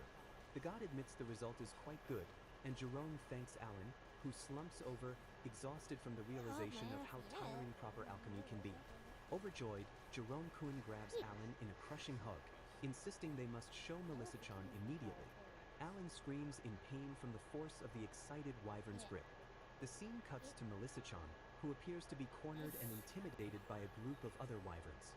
Jerome-kun sees her plight and cries out her name in alarm. Realizing Jerome is flying blindly, Alan calls him an idiot and pleads for the god's help, who agrees to lead the way. Jerome-kun flies frantically, calling out for Melissa as he searches the skies. His face is a mask of desperation, tears welling in his eyes as he screams her name one more time. A young man points frantically, shouting that the god is over there as his companion confirms the sighting. A pale, female-coated wyvern named Melissa-chan is shown being pursued by a pack of darker, aggressive-looking wyverns through a rocky landscape. One particularly large and muscular dark wyvern, Jerome, stands his ground against the pursuers, demanding to know what they are all doing. The mob of hostile wyverns glares back at him with menacing intent, unafraid of his challenge. Despite his size, Jerome is swarmed and struck down by the overwhelming numbers of the attacking wyverns. From a distance, a figure watches with a shocked expression as the lone wyvern is beaten by the group. On the ground and wounded, Jerome struggles to warn them to stay away from Melissa. With a final, desperate roar, he screams for the attackers to get away from Melissa-chan. Melissa looks back in alarm as the pack of wyverns lets out a collective, threatening roar. The mob descends upon Jerome, continuing their brutal assault without mercy. Jerome glances back at Melissa one last time, weakly urging her to run to safety. Stunned into silence, Melissa stares at the scene unfolding before her. Heeding his warning, she finally turns and flees, flying away from the fight as fast as she can. One of the pursuing wyverns notices her escape and reacts with surprise. Jerome, seeing them turn their attention to her, leaps to intercept, shouting for them not to touch Melissa-chan. His brave intervention earns him another vicious blow, and he cries out in agony. The pursuing wyverns take to the sky, ignoring the fallen Jerome to give chase to the fleeing Melissa. Jerome forces himself into the air, flying after the pack and yelling for them to stop. A frantic chase unfolds through the narrow, twisting canyons as the wyverns pursue their target. The gap closes as the pursuing wyverns begin to catch up to the fleeing Melissa. Suddenly, a smiling, long-haired man materializes in front of Melissa, startling her mid-flight. This newcomer, a god, is carrying Alan, who anxiously points out the approaching wyverns, while Melissa calls the god creepy. The god takes a deep breath, puffing his cheeks, and unleashes a powerful gust of wind from his mouth. The pursuing wyverns are sent tumbling through the air by the blast as Alan remarks that the god is, as expected, quite good at this. Jerome lands and confronts the newcomers, demanding to know who they are, prompting Alan to explain they are his friends, though the god insists on identifying himself as a god. Alan clarifies to the wary Jerome that the god is there to help him. The god boasts with a smug expression that he single-handedly beat up every last one of the pursuers. His moment of triumph is cut short as he seems to run out of strength, and to Alan's horror, the god begins to fall from the sky. The god plummets helplessly toward the canyon floor below. He hits the ground with a painful-sounding grunt of impact. His landing spot is directly on top of Melissa, who yelps that it hurts. Melissa complains that he is heavy and demands he get up, while Jerome looks on in utter disbelief at the chaotic scene. The god, pinned under the wyvern, stammers out a frantic and repeated apology for his clumsy landing. Melissa turns her attention to Jerome, thanking him for saving her and affectionately grabbing his tail. She tells him that he was very cool and leans in to give him a kiss on the cheek. Overwhelmed by the gesture, Jerome promptly faints, causing Alan to rush over and ask if he is okay. Alan muses to himself that, despite his own lack of action, he has successfully fulfilled the god's request to bring the two wyverns together. The god reappears before Alan, announcing that, as promised, he will now grant him his divine protection. He instructs Alan to lower his head and places a hand upon it to bestow the gift. With the act complete, the god declares that Alan now has the divine protection of the wind god, leaving Alan surprised. Alan questions the nature of this new power, while the god turns his attention to Jerome and Melissa, stating he knows just what to give them. The god tells the wyvern couple to get along and promises them a blessing once they are married, an idea that flusters Jerome, before the god vanishes in a vortex of wind. Alan reflects on the strangeness of the god, realizing that the Book of the Wind God is now missing from his altar and that this protection was originally meant for someone named Amy. He considers the implications for the future, knowing that when Amy arrives in 4 years, she will be unable to receive the divine protection that is now his. Jerome approaches Alan and thanks him profusely for his help, but Alan humbly insists that it was all Jerome's own hard work. Jerome persists, saying he truly wants to thank him, though Alan continues to try and downplay his role. When Jerome remains insistent, Alan asks for one favor in return, that the wyverns stay away from that area during the summer for the next 4 years to prevent a break-in. Melissa also offers her thanks, calling Jerome Jerry, and complimenting a cloth ornament Alan gave him, which makes Alan note that they are already using nicknames for each other. As a token of their gratitude, Melissa promises that if Alan is ever in true need of help, they will be there for him, an offer which Alan accepts. Alan says his goodbyes to Jerome, wishing him well with Melissa chimes. Overcome with emotion, Jerome thanks Alan one last time as Melissa chimes in to get a hold of himself. Melissa then suggests to Jerry that they will find a love match, which causes the flustered Jerome to leave. Suddenly, Jerome gives a final farewell to Alan Sam as he and Melissa fly away together. Watching them leave, Alan reflects on the strange turn of events that led him to help wyverns instead of people. He acknowledges to himself that he has, at last, obtained his divine protection. He decides there is one final task to complete in Friesen Village before he can return to Earth. His objective is to secure let me high-speed make a team transportation here for real himself quick. by constructing a glider. He considers that in this world, the fastest travel is by horse, which is limited to a few hundred kilometers a day. I don't know why that does that He every imagines the single time. possibilities if one could travel hundreds of kilometers per hour in such a world. His plan is to build a motor glider that will be powered by wind magic, a project he can now undertake since acquiring the new skill. He recalls his past life as an aeronautical engineer who built and flew a plane in a school tournament, confirming that his plan is ready for the next day. Out in a vast, open field surrounded by mountains, he begins his work, pushing a wheelbarrow of supplies. He finds a clearing that he deems just right for a runway and prepares the land. He begins chanting, gathering mana into his hands to become wind, and unleashes a wind cutter spell to slice through the tall grass. Though he finds the act of chanting embarrassing, he notes that the necessary incantations for his wind magic skills now come to him automatically. He checks his status and Pokemon sees his community magic game. A power has wild increased to Barboach great appears. Catch it using realizing the Poke divine Catch. protection of the Winners wind revealed god in was 90s. originally a skill called wind magic ability.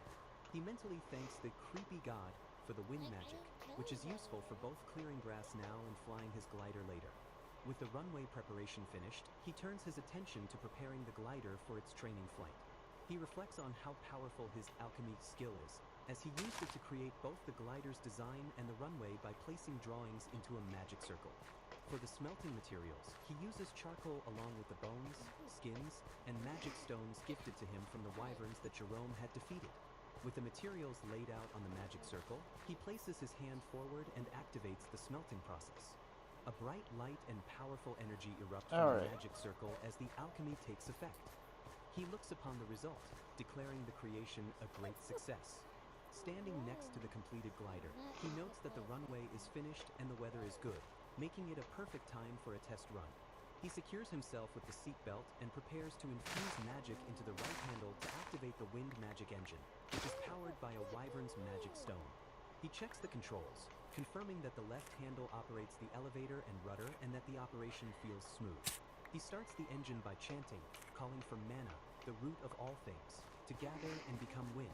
The glider begins to taxi down the runway, and he focuses on increasing the power slowly and steadily.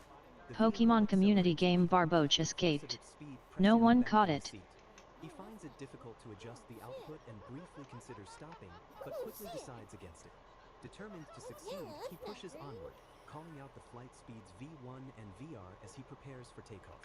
The motor glider lifts smoothly from the runway, successfully taking flight into the open sky. One free waystone for me? The pilot gazes out over a forested street, deciding to fly along it. The glider banks sharply in the air as he clings to the top of the fuselage. He soars above the scattered buildings and trees of a small town below. A sudden panicked realization strikes him. He forgot to clean up a wooden cart and vows to handle it soon.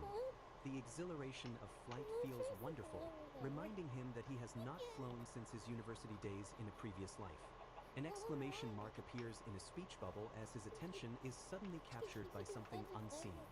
His eye widens as he spots a distant object, a small aircraft flying over the forest canopy. A woman named Anastasia is questioned by her companion, Margaret, about what is troubling her, and she replies that she saw a strange bird. When asked where it is, Anastasia points toward the forest, describing a large creature that flies straight without flapping its wings. Margaret speculates it might be a wyvern that has wandered from its territory and suggests they report the sighting to the castle later. Back in the sky, the pilot can already see the royal capital appearing on the horizon. He marvels at completing a journey of days in mere hours and decides to prepare for landing, only for his inner thoughts to scream in panic about where to land. He desperately considers his options near the capital, noting the lack of wide rivers, the narrow, populated streets, and the absence of a parachute to jump. He internally debates the safer choice for an emergency landing, weighing a fatal crash in a cleared meadow against another possibility. Hope appears as he spots a lake, and he exclaims that it can't be helped. He steels himself to perform a human raven maneuver, committing to the difficult water landing. The glider dives low, skimming just above the tree-line as it approaches the surface of the lake. He runs through the plan in his head, glide to the water's edge to prevent a stall, then decelerate right before impact. The aircraft levels out, flying inches above the water's surface at high speed. The bottom of the glider makes contact, sending a massive spray of water into the air. He unleashes a wind magic reverse thrust to aid in braking. A blast of magic erupts from the glider, churning the water violently as it slows. The aircraft tumbles and breaks apart in a chaotic crash into the lake. From a distance, the massive splash from the impact is the only evidence of the event. He surfaces from the water with a gasp, the wreckage of his glider floating nearby. On the shore, he sighs, checking his possessions and feeling relieved that his guild card, his mother's knife, and other important items are safe, even if the glider is gone. He watches as the remains of the glider, an object created with his alchemy skill, begin to dissolve and break down into shimmering particles.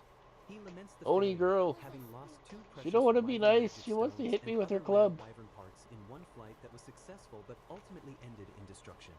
Arriving at the guild soaking wet, Alan is greeted by a man who asks what happened. Alan explains he fell into some water and needs a warm shower. A young woman named Monica rushes in calling for Rudolph-san, just as Rudolph lectures Alan that one is most vulnerable when they start to get comfortable with life. Monica accuses Rudolph of being too strict and pouring water on his disciple, I didn't want to kill an Oni girl. clarifies that he fell into the river all by himself. Though she seems skeptical, Monica accepts the story, fucking warning him that he will loaded catch a cold if he bug. remains in his wet clothes. Alan agrees to use the warm water, which prompts Monica to excitedly declare that they should take a bath together after so long. Rudolph quickly intervenes, pointing out that Alan is now 12 years old, implying such an activity is no longer appropriate.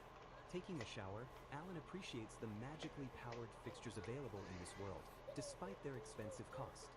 He plans his next steps while washing. He will sell the items acquired in Friesen, change into the spare clothes he keeps at the guild, and then head home. At a table with Rudolph and another man, Alan presents a dagger, his first expedition having come to a close. He sits at home, recounting the events to his smiling mother over dinner, his journey now complete.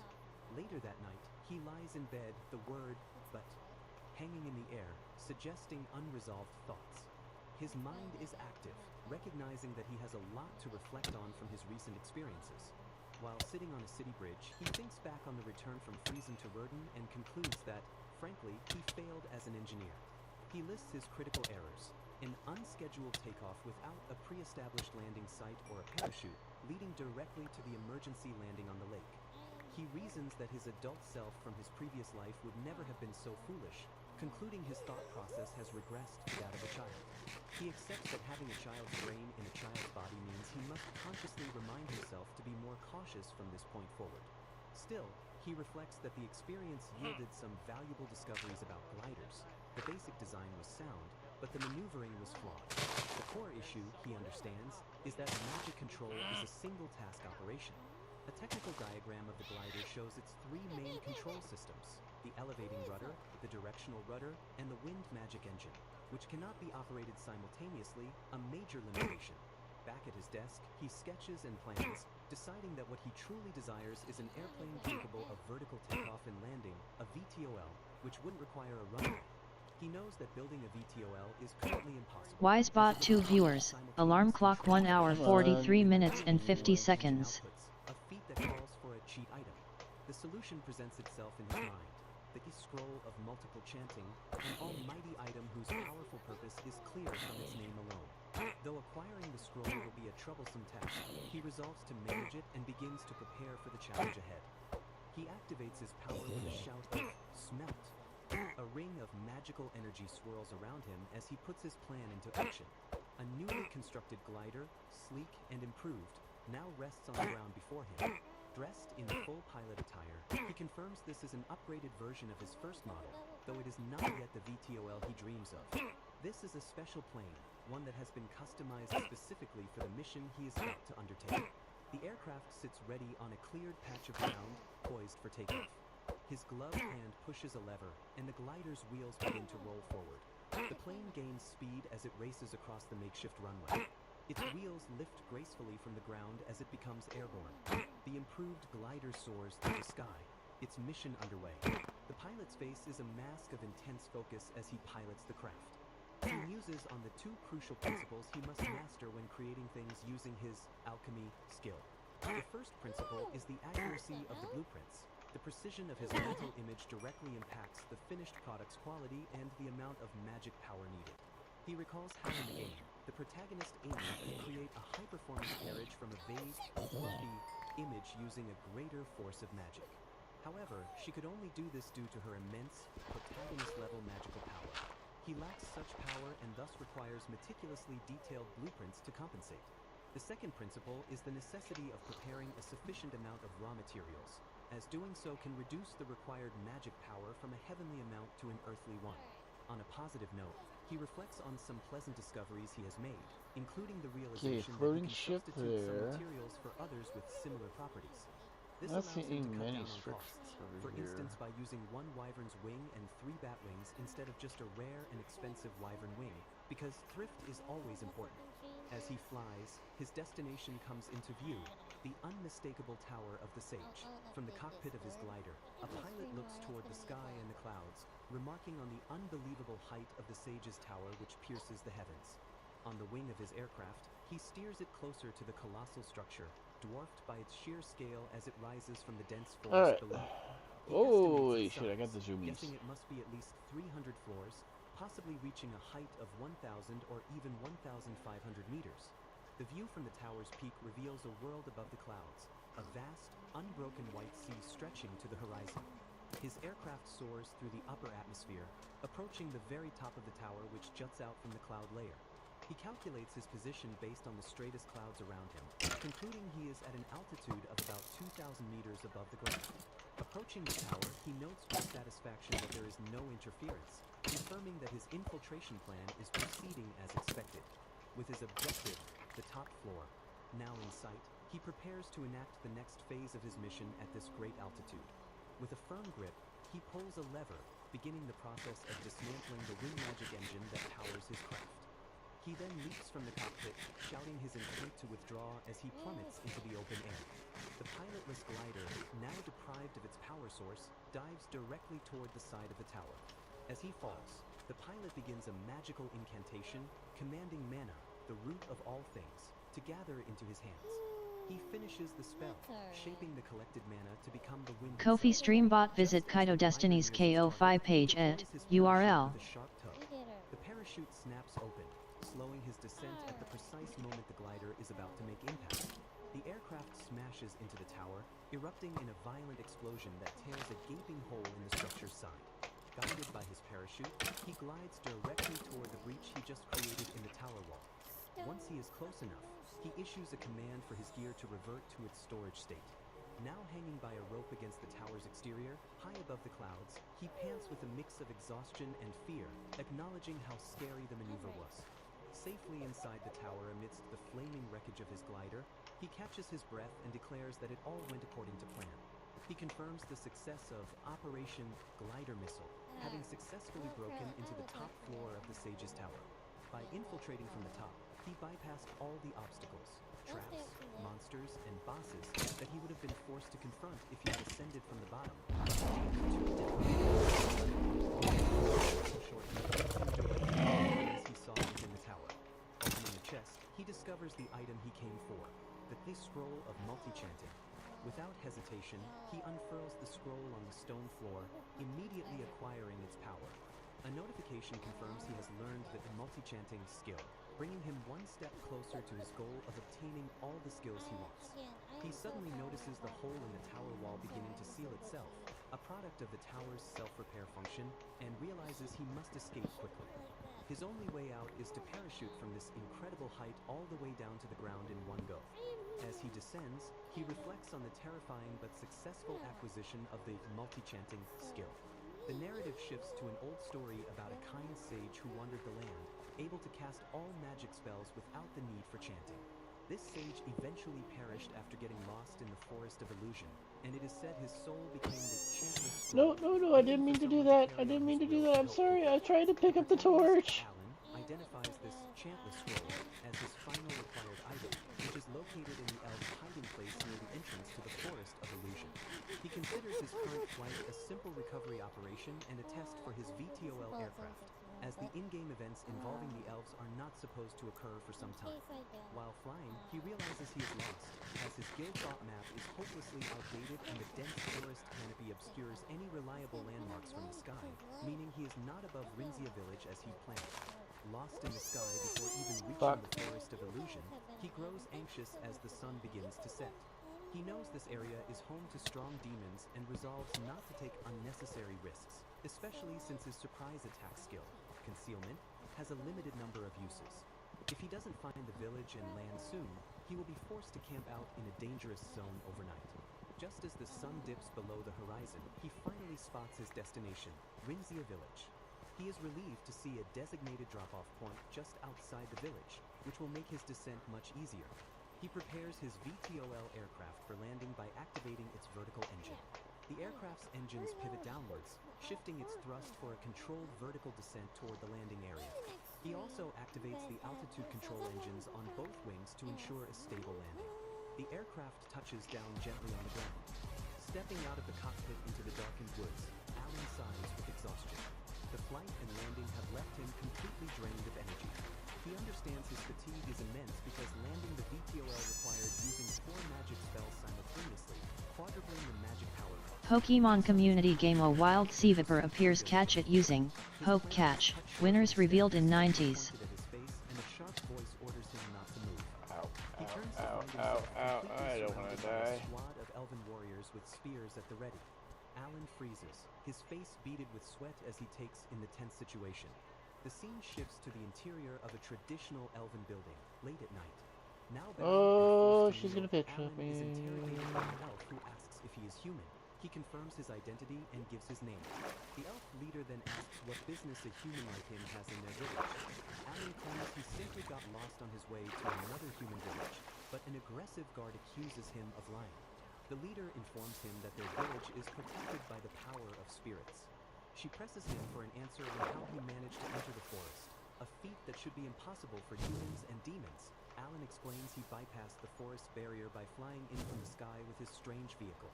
One of the guards protests that this is impossible, as he senses Alan possesses nowhere near enough magic to sustain flight across the perilous forest of illusion. Internally, Alan debates whether to reveal that he possesses the divine protection of the wind god, hesitant to expose his abilities to elves who are known to dislike humans. Deciding he has no other choice, he tells them the truth, and their shocked reaction reveals the significance of his words. Oh, I'm dead. I'm dead. The I'm elven dead. queen I'm dead. begins to weep I with got joy, fox girls chasing me now. proclaiming that this means I that got people have octopussy not girls been chasing me. forsaken by God. Pokemon community game Seaviper escaped. No one caught it. In the conversation. The queen, now addressing him with deep respect as Alan-sama, apologizes profusely for their rude behavior and makes a desperate plea for him to save their village. He is stunned, realizing that a story event from the game has been triggered far ahead of schedule. The queen explains that they are being tormented by an evil spirit within the Forest of Illusion, one which has grown bolder and drawn closer to the village, defying all the elf attempts to scare it away. Alan asks for more details about the evil spirit's actions, silently acknowledging to himself that he has no prior knowledge of this event from his time playing the game. She tells him that the spirit has been relentlessly chasing the villagers and the other spirits of the forest. Oh, for the He love learns of that although goodness. the spirit's actions are hostile, its movements are extremely slow, so no one has been harmed yet. He finds it odd, as exterminating evil spirits is typically a task for the clergy. The queen confesses that their people's unfortunate history with humans makes them reluctant to seek outside help, but they fear that without aid, their forest and village will soon fall to the spirit's influence. She bows her head to the floor, begging him to help them, expressing her faith that his divine protection from the wind god makes him capable of succeeding where they have failed. Just then, a young elf princess bursts into the room, insisting they have no need to rely on a human and that she will exterminate the spirit herself, a sight that triggers Alan's memory from the game. He recognizes her immediately as the princess of the elven village. The queen sternly rebukes the princess, whose name is Sherry, for interrupting and orders her to leave at once. Their argument is cut short when a guard rushes in with urgent news. The evil spirit has appeared in the village. The guard reports its location in the central square, and Sherry darts out of the room to confront it, ignoring the pleas for her to wait. As the queen prays and the guards chase after the princess, Alan feels compelled to go as well to see the commotion for himself. The alarm spreads through the village as guards are called to the central square to face the evil spirit. There, in the middle of the square, a mysterious figure in a dark, hooded robe wanders aimlessly, seemingly oblivious to the armed elves surrounding it. Alan watches the suspicious, wizard-like person and questions if this is truly the evil spirit, a fact the queen confirms with grim certainty. Confused, Alan states that he only sees a man, but the queen describes the entity as a formless, black fog, leading him to wonder if he and the elves are perceiving two different things. The queen confirms she sees a mass of black fog chasing the forest spirits, while Alan only sees a person. To resolve the discrepancy, she offers to lend him some of her power so he can see the spirits too. Her power allows Alan's vision to clear, and he can now see the small, fairy-like spirits being harassed by the robed figure, realizing the situation is more complex than he first thought. At that moment, Princess Sherry arrives, draws her bow, and vows to kill the evil spirit. Alan shouts for her to wait, realizing with alarm that not even the princess perceives the figure as a person, and he isn't convinced its actions justify a lethal response. His warning comes too late as Sherry releases her arrow, I gotta fix sending something it flying here. straight at the figure's head. Inexplicably, the arrow veers off course just before impact and Let's misses entirely, leaving do a Sherry little stunned and flyby here. frustrated while another elf questions just who this suspicious man really is. The queen turns to Alan, her face filled with desperation, and renews her plea for his help. The tense standoff in the village square continues under the night sky. The cloaked figure slowly turns, revealing a horrifying, mask-like face with a dark, gaping void where its features should be. Alan stares, aghast at the creature's true appearance, his mind racing to comprehend who or what this entity could possibly be. A cloaked figure with a skeletal face reaches out and shouts, startling a brown-haired young man who looks on in shock. The young man, flustered by the outburst, suggests to an unseen companion that they should try to talk things out with the agitated figure. The cloaked man continues his tirade, screaming at the top of his lungs that he is a middle-aged virgin. The young man is struck speechless, his expression frozen in disbelief at the bizarre confession. He hesitantly asks if the old man is truly a virgin, prompting the man to furiously deny it and declare that his name is Lorengas. The young man, Alan, now understands he is witnessing a suspicious man named Lorengas chasing a small girl, and he demands to know what Lorengas is doing. Lorengas turns to Alan, his expression shifting to one of manic excitement as he explains that he simply wanted to meet the spirit from the elven village. Alan remains confused by the explanation and presses Lorengas for more details. Lorengas passionately explains that the spirit is a legal loli because she has lived for thousands of years while retaining the form of a child, which only confirms Alan's suspicion that Lorengas is a pervert. Onlooking elves perceive Lorengas as an evil spirit and view Alan as a human boy tasked with dealing with it, wishing him good luck in his endeavor. Alan feels the immense weight of the elves' expectations as they watch him, clearly anticipating his success. The conversation is interrupted when someone off-panel calls Lorengas Kaito Destiny Diddle Brat, welcome to my channel. At Kaito Destiny Diddle Brat, welcome to my channel. At Kaito Destiny Diddle Brat, welcome to my channel. Hi, Brat. How you doing?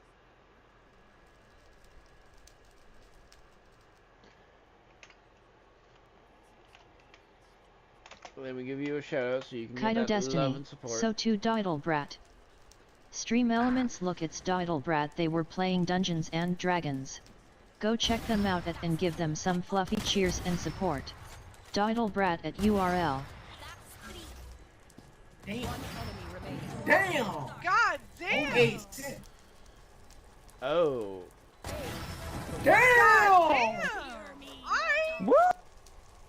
Where's the shout outs?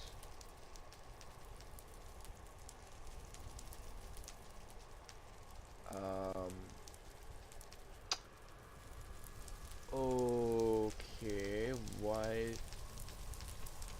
The fuck is going on?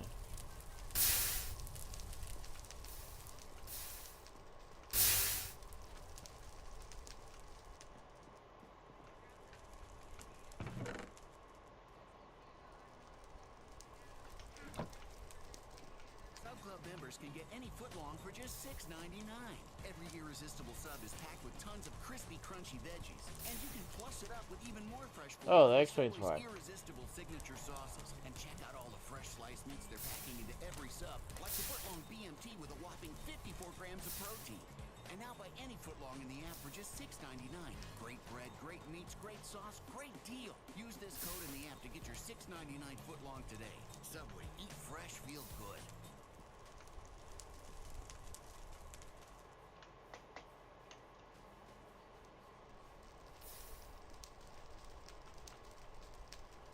Oh, that is one way to lose your place. Build on top of something that's nuts. Yeah, these guys were not smart.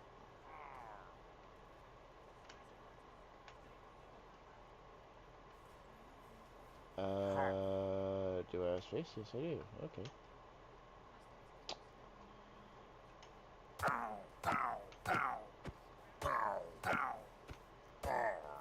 You will drop that backpack.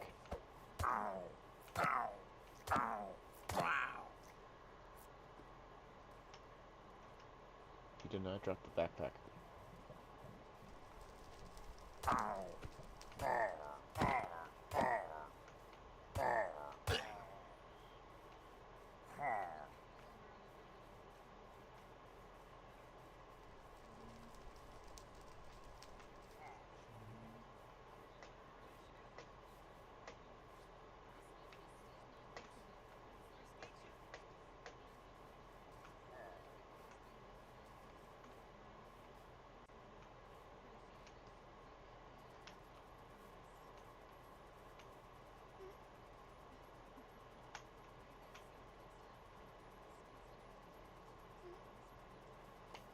Nope.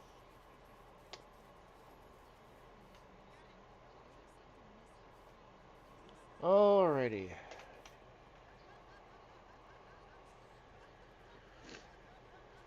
I'm gonna jump in my voice channel here. So in case Brat wants to come and hang out, she can. And I'm gonna spam refresh this, and I'm gonna shut myself out to test if Kaito Destiny, so too Kaito Destiny. Stream Elements, look, it's Kaito Destiny, they were playing Minecraft. Go check them out and give them some fluffy cheers and support. Kaito Destiny at URL.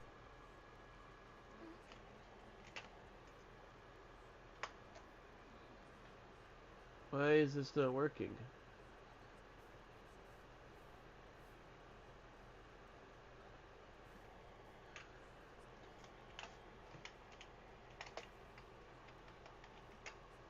Kaito Destiny, so too Kaito Destiny. Stream Elements, look, it's Kaito Destiny, they were playing Minecraft. Go check them out and give them some fluffy cheers and support. Kaito Destiny at URL.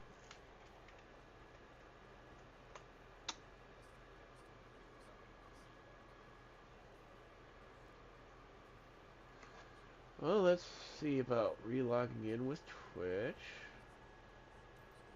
Holy, no touching. Alan shouts that Laringas's actions have terrified the spirit, causing Loringas to recoil in shock.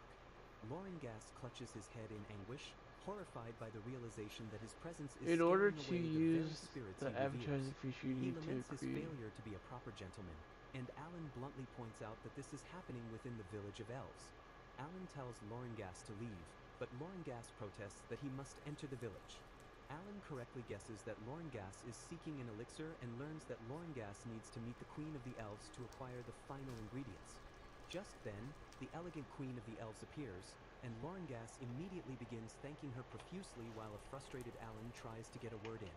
Alan explains to Loringas that the elves view him as an evil spirit because his mind is filled with impure thoughts. The Queen turns to Alan and asks him to translate, offering to provide the ingredients for the elixir, petals from the spirit tree and elven honey. Kaito Destiny, so too Kaito Destiny. That work? Stream Elements, look, it's Kaito Destiny, they were playing Minecraft. Go check them out and give them some fluffy cheers and support. Kaito Destiny at URL. Its demands for sacred items in exchange for its departure. The Queen accepts the terms and commands her subjects to bring a petal from the spirit tree and some elven honey immediately. Loringas receives the items and tastes them, confirming their authenticity with delight, while Alan Kaito Destiny, so too Diddlebrat. Stream Elements, look, it's Diddlebrat, they were playing Dungeons and Dragons. Go check them out and give them some fluffy cheers and support. Diddlebrat at URL. Leaving him to quietly wonder if what he just did was Alright. truly all right. Kaito Destiny, so too Diddlebrat. Stream Elements, look, it's Diddlebrat, they were playing Dungeons and Dragons. Go check them out and give them some fluffy cheers and support. Diddlebrat at URL. Oh, whoa? What are we? Oh, woo? Ooh, Oh, whoa? Ooh, An elf Ooh. man joins him, remarking that the day's events involving the evil spirit were entirely unprecedented. The muscular elf then offers to wash Alan's back, and Alan agrees. As his back is scrubbed, Alan muses that in the original Otome game this world is based on, this intimate scenario would have featured a queen or a princess, not a muscular elf man. After his bath, Alan his attention suddenly caught by a commotion outside. He looks out So to see there a is an large issue crowd of with elves that. gathering excitedly and wonders about the cause of the noise. The Queen of the Elves finds him, and he asks her what is happening. With a serene smile, the Queen announces the birth of the Spirit of Light. A young elf child excitedly points toward the sky, urging Alan to look. There, Alan sees the newly born Spirit of Light playing with another fairy-like spirit, who the elves identify as Meluyaluyala. An elf remarks that a spirit of light hasn't been born in 800 years, and that its appearance often heralds the birth of a saint in the human Stream world. Elements, hi everyone, as a heads up, I have sleep apnea and tend to fall asleep sometimes in my streams. Please be patient with my disorder or try waking me up with my redeems. Pokemon Community Game, a wild Patriot appears, catch it using Poke Catch, winners revealed in 90s. The tiny spirit zips over to Alan, calling him by name and joyfully thanking him for saving her life the previous day. She explains that because of his help, she was able to create the elixir and, as a result, has become a spirit herself. Hearing the spirit's familiar and bombastic tone, Alan begins to realize with dawning horror who she truly is. The spirit, Lauren Gass Reborn, imparts a piece of wisdom. To truly understand Lolis, one must become a lowly themselves. Winking, the new spirit declares that thanks to Alan, she now fully comprehends the essence of being a lowly. Oh, this is a Alan crossbowman. stammers, asking if she is Infantry really crossbow. Lauren Gass, and Hello, she my declares friend. that she has cast off Everything that name, alright? made a contract with the spirit Meloyaloyala, and is now known as Lou. The Queen of the Elves overhears this and is overcome with joy, celebrating the happy occasion of Meloyaloyala making a contract of her own volition. The other elves share in the Queen's happiness, congratulating the spirit they call Millie-chan. Alan recalls that in the game, the Spirit of Light was meant to form a contract with the heroine, Amy, but he decides it is not his concern since these events were supposed to happen much later anyway. Lou flies before Alan, presenting him with a pair of tied scrolls. Stream elements, feel free to come in and join the fun for crazy adventures through the worlds. URL. Pokemon Community Game Patriot escaped. No one caught it. And thanks to Alan's help, she has finally achieved her ultimate goal. As a token of her immense gratitude, she offers him the scroll, stating she no longer needs it and that it was originally intended for a lowly daughter she never had. Alan uses his appraisal skill and confirms the item's legitimacy. It is a chantless scroll that teaches the skill Chantless. He holds the valuable item. Okay, so that's that. I'm gonna the village from a pervert, pick you up at return, least. That same pervert gave him an incredibly rare skill. A status screen confirms the acquisition of the new Chantless skill. His business concluded, Alan bids farewell to the Queen and the elves, thanking them for their hospitality as he prepares to leave. One of Alan's companions, a princess, nervously eyes their magical aircraft and questions if it can actually fly. Before he boards, the Queen of the Elves approaches Alan one last time, holding something in her hands. She places a special amulet around his neck, explaining it is a token of friendship and gratitude from the entire village, who now see him as the hero who saved them. Alan smiles and accepts the gift, thanking her for her kindness. The pilot of the aircraft warns the elves to stand back for their own safety. With a powerful gust of wind, the aircraft begins to lift off the ground. The elves watch in shock and awe as the strange machine ascends into the air. Alan waves from the departing aircraft, promising to visit again as the elves shout their goodbyes. The crowd of elves watches as the aircraft flies away, waving until it is out of sight. Lou, the former Lauren Gass, hovers in the air and also bids Alan farewell, hoping to see him again someday. On the journey back to the town of Rurden, Alan reflects on the fact that he has Backup successfully started, acquired okay, the so that's good. Back in his room, Alan lies on The his bed, thing considering the that's first phase making of his the plan to avert a future catastrophe making it complete. lag He reviews less his is status, working, so that's confirming he good. has the necessary money for school and a complete set of required skills, including concealment, appraisal, My alchemy, last death was multiple over chanting, here. and now Oh wait, Chantless. can I With his skill do? set complete, he knows the next step No, is to still can't. increase his level and raw That will strength have to be after by I do training a and restore. fighting enemies to prepare for a crucial duel. In a tavern, Alan discusses his plans with some adventurers, deciding he must hunt demons since fighting humans would make him a criminal. An old drunkard wishes him well on his first goblin-slaying expedition, jokingly telling him not to die. Alan's master approaches, his expression stern, and reminds him not to do anything that would bring sadness to his mother. The master grabs Alan's face, reinforcing his point, and Alan grits his teeth and acknowledges the warning. A woman named Monica then playfully grabs another patron, pulling him into a tight hug. Alan watches with mild exasperation as Monica is admonished for letting her guard down. Monica then turns her attention to Alan, holding him gently and telling him not to push himself too hard, as his mother isn't the only one who would be sad if he got hurt. The other patrons in the tavern offer their own words of encouragement and wish him the best.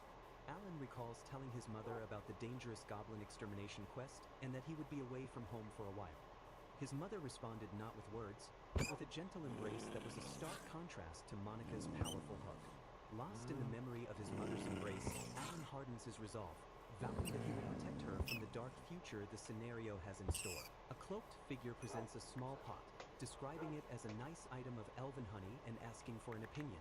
The prospective buyer inquires about the price for the item, which was acquired through a special connection, and is offered 3 pots for 2 million. The buyer agrees to the price and immediately requests that the seller procure more of the elven honey. The seller confirms he will bring more when he can, but cautions that getting it right away will be difficult. Having concluded the honey deal, the young man asks the shopkeeper about purchasing a magic bag, specifying he desires one with the capacity of the entire room. The shopkeeper laughs, explaining that a magic bag of that size is not available and would be so expensive one could buy an entire country for the same price. The young man is stunned to hear this, as he learns that magic bags can carry much more than their size implies, and that they exist in this world. This thing's fairly slow and hurt and Still weakened. amused, the shopkeeper mentions that smaller bags with limited capacity are available and invites the boy to visit his shop often, which the boy agrees to. The narrative then shifts away from the city and its transactions, moving to a more rustic setting.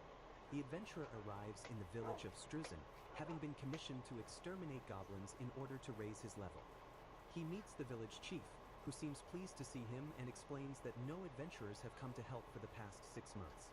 The adventurer considers the poor profitability of the job. A single goblin kill, including its magic stone, is worth 1,500 cents, while his daily living expenses amount to 2,000 to 3,000 cents, and he must pay for his own food. He continues to weigh the disadvantages, noting that goblin equipment is tattered and sells for little, their magic stones are low value, and fighting them in groups is a risk to his life. Despite the poor prospects, he heads into the forest on the outskirts of Struzen the following morning to begin the hunt. He resolves to proceed, confident because he possesses a special tool for the task. That tool is revealed to be an AK-47 Kalashnikov, a replica he fashioned from cheap smelted materials. He enters the forest and activates a skill called Concealment. His goal is to acclimate to forest hunting by targeting the goblins that sporadically emerge from a labyrinth hidden deep within these woods. His patience pays off as he spots a lone goblin moving through the trees. Using his concealment skill to remain invisible, he keeps his distance and takes aim with his rifle. He holds the weapon steady, sighting his target. A powerful shot rings out through the forest. From his hidden position, he peers ahead, questioning if he hit the target. He moves forward through the trees to confirm the outcome. He finds the goblin, confirming one of his 3 shots struck it directly in the chest. After ensuring the creature is dead, he retrieves the magic stone from its corpse. He catches his breath, satisfied that his method of hunting is manageable. He continues hunting, using his custom-made Kalash, an air rifle that fires projectiles with compressed wind magic. After collecting the magic stones, he incinerates the goblins' bodies in a smelting pit to prevent them from attracting other demons, reflecting on the difficulty of perfecting the rifle's magazine and reloading mechanism. A brief flashback reveals a memory of being terrified by goblins as an 8-year-old, a stark contrast to his current confidence that any enemy can be defeated with a gun. That past fear now feels distant, almost like an illusion. At the end of his hunt, he sits down to count the magic stones he has collected. He returns to the village chief, presenting 12 magic stones as proof of his work and requesting his pay for the day. The chief acknowledges the kills and asks to see the adventurer's guild card to finalize the report. His guild card is updated, confirming the commission for goblin subjugation with 12 kills approved by the client. He informs the village he will be staying for a while, and they wish him well as he sits down for a meal. He rests in his lodging after a successful day of hunting.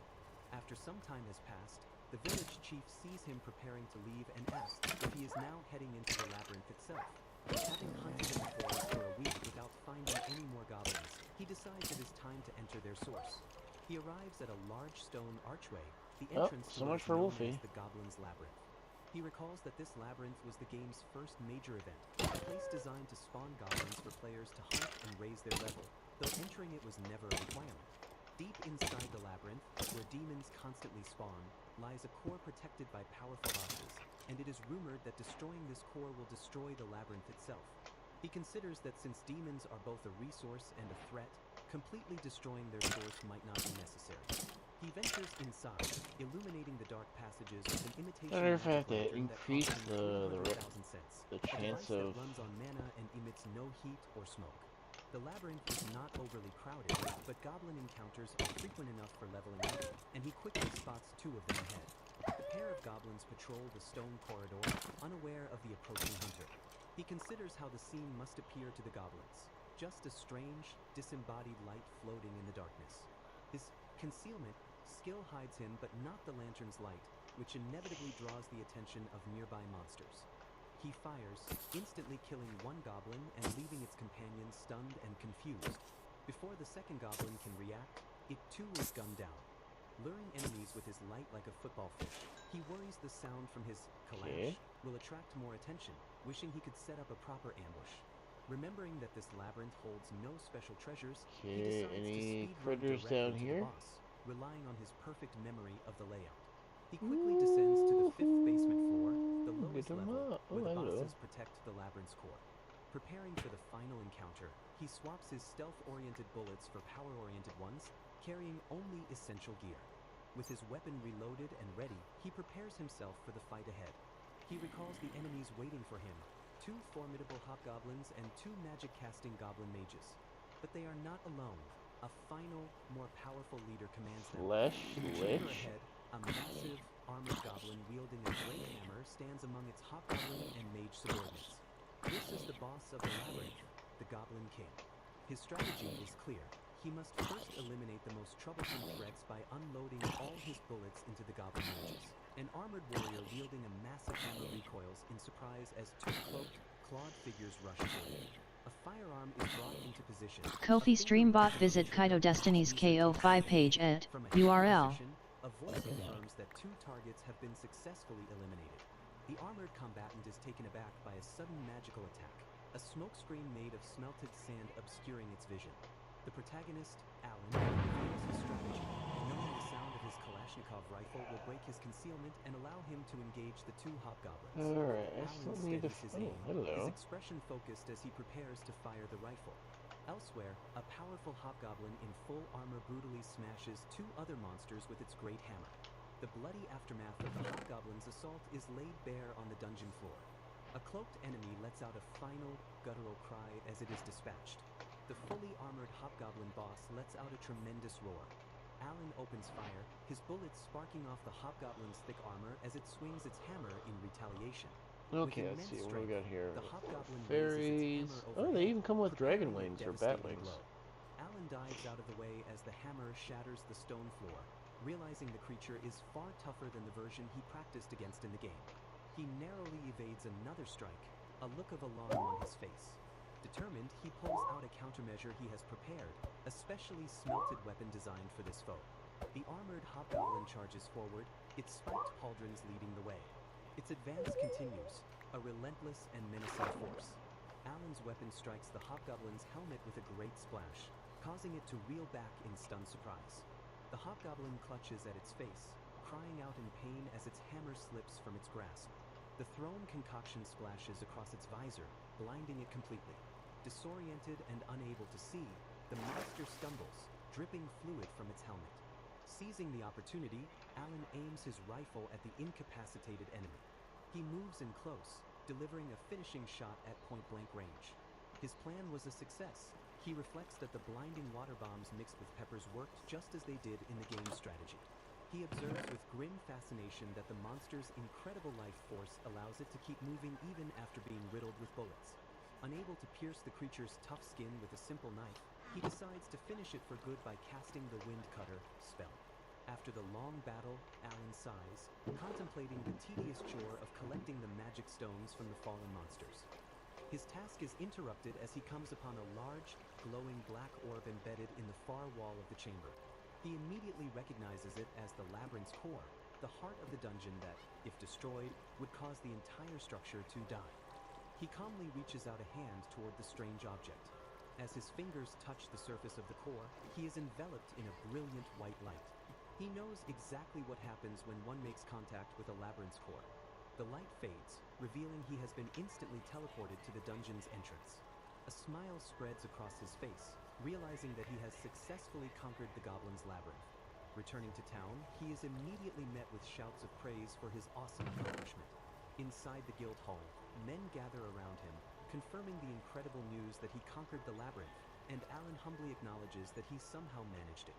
His master, a bald man with a ponytail, gives him a rare compliment on a job well done, noting that killing 138 goblins will keep the area of Struzen safe for a while, making Pokemon Community Game A Wild Lippard appears catch it using Poke Catch. Winners revealed in 90s. Submit the magic stone before heading home.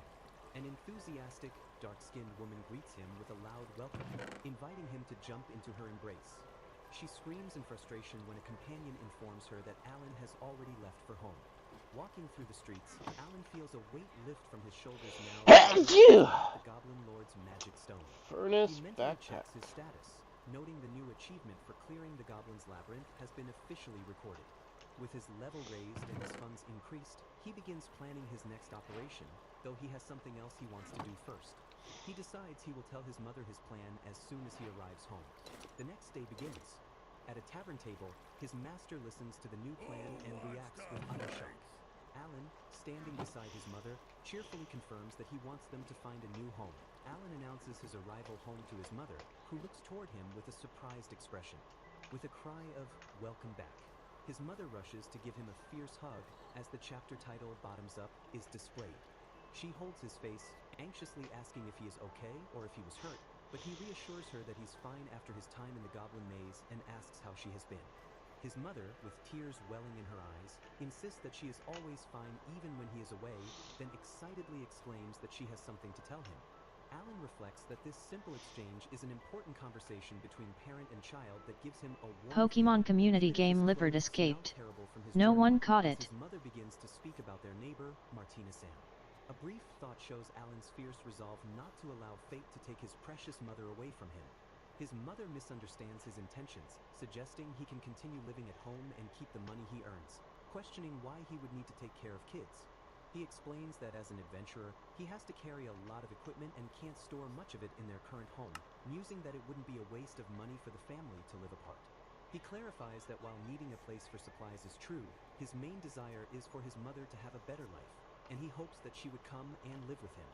He earnestly states that he would rather have his mother live with him to handle things like housework. His mother gently takes his hand across the dinner table, softly saying his name.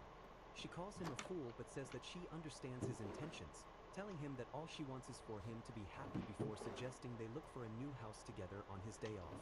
A smiling Alan readily agrees to the plan. At the Adventurers Guild, Alan has brought his mother, where they are greeted by two men at a table. His mother introduces herself as Katarina and politely asks the men if her son is doing well and not causing any trouble. One of the men, Rudolph, introduces himself and praises Alan, calling him the guild's most promising newcomer due to his perfect record and the dedication he's shown working nearly every day for 4 years. Rudolph continues, telling Katarina that many adventurers want to invite Alan to join their party as soon as he achieves D rank. Okay, so Katarina let's expresses go her deep gratitude sea while swimming Alan for a bit internally here. realizes his current E rank and its limited commissions are why he isn't being invited to parties yet. Rudolph declares that with greetings out of the way, they can get to the main topic of the move. He explains that the guild is not a real estate agency and that any places he could recommend are for adventurers and have poor public security, making them unsuitable for Katarina. Alan immediately pivots, asking Rudolph if he can introduce them to a good real estate agent instead. Another adventurer remarks that choosing a room is a life or death decision for Alan. A woman named Monica-san approaches, asking Alan if he is moving. Monica greets Katarina, who in turn thanks her for taking care of her son. Alan explains to Monica that since he is making some money now, he and his mother are thinking of moving into a bigger room. Hearing this, Monica suggests that Alan should come to her house. The suggestive offer leaves both Alan and his mother flustered and confused as to what she means. Monica clarifies that her father runs an apartment building and she can show them a house that would be just right for them, putting everyone at ease. She states the monthly rent would be $100,000 for him and his mother. Alan thinks this might be a bargain since even a shabby place costs $60,000 to $70,000, and he agrees to take a look with his mother. Monica says she can show them immediately since it's nearby. Before leaving, Katarina expresses a desire to greet the other guild members first. Monica teasingly asks Alan what he imagined when she made her earlier offer to come to her house. Alan expresses his annoyance while Monica laughs at his reaction. Now in full real estate agent mode, Monica shows them the building, highlighting its convenient location 5 minutes from the guild and near the town center, mentioning the available unit is on the 4th floor. She Alright, notes so the top floor is unpopular due to the climb, but Alan thinks it will be the an improvement villager over his current recruitment 5th floor mod apartment. works. They enter the apartment and are immediately The impressed monster by its spaciousness, girls with are Katarina working. wondering if it might even be too large. Monica outlines the floor plan, Animal which mod's includes several working. rooms, The a Fallout bathroom, and a toilet, as Alan climbs a mod ladder is to an working. upstairs room, thinking it could be his bedroom. From the upstairs window, I gotta figure Alan out gazes out across the what to get rooftops rid toward of. a distant 'Cause, castle. yeah. He notes that the castle is clearly visible from this vantage point. He feels he is getting a little closer to his goal. Katerina can't believe the rent is only $100,000 for such a nice room, but Monica assures her it's fine. Monica explains that she considers Alan a promising adventurer and that this is a worthwhile investment in his future. An uncertain Katerina asks Alan what he thinks they should do, while he puzzles over the word investment. Alan makes a decision, declaring that if his mother likes the room, they will take it. Katerina asks if it is really alright, and Monica confirms, adding that she will ensure Alan pays her back once he becomes a much better man. The scene transitions with a view of the sky over the town. The search for a new home concluded with the very first house they visited. Back at the guild, Rudolph asks how the search went, and Alan confirms that he and his mother have decided to take the room from Monica. Another adventurer, Jared, congratulates Alan on finding a nice room, which Alan confirms is much better than their current house. Jared commends Alan for working hard for his mother and asks when the move is scheduled. To Jared's surprise, Alan announces that they are starting the move right now. Visibly moved by Alan's filial piety, Jared rallies the entire guild, declaring that they will all help with the move. Alan protests, saying the others have their own jobs, but Jared silences him, insisting that Alan is too young to be worrying about them. Jared claims he is bored anyway and would rather help move than do his job of cleaning mud from a dish. Monica reassures a worried Katerina, telling her to let the guild members help as they all consider Alan to be like a son to them. Katerina tells her son that he is blessed to have such wonderful seniors and that he must value them, and Alan agrees. Some guild members are already celebrating, with one being told he is too drunk and dangerous to help with the move. Alan feels that while they may be no good senpais, he is overcome with gratitude and warmth, feeling tears welling up.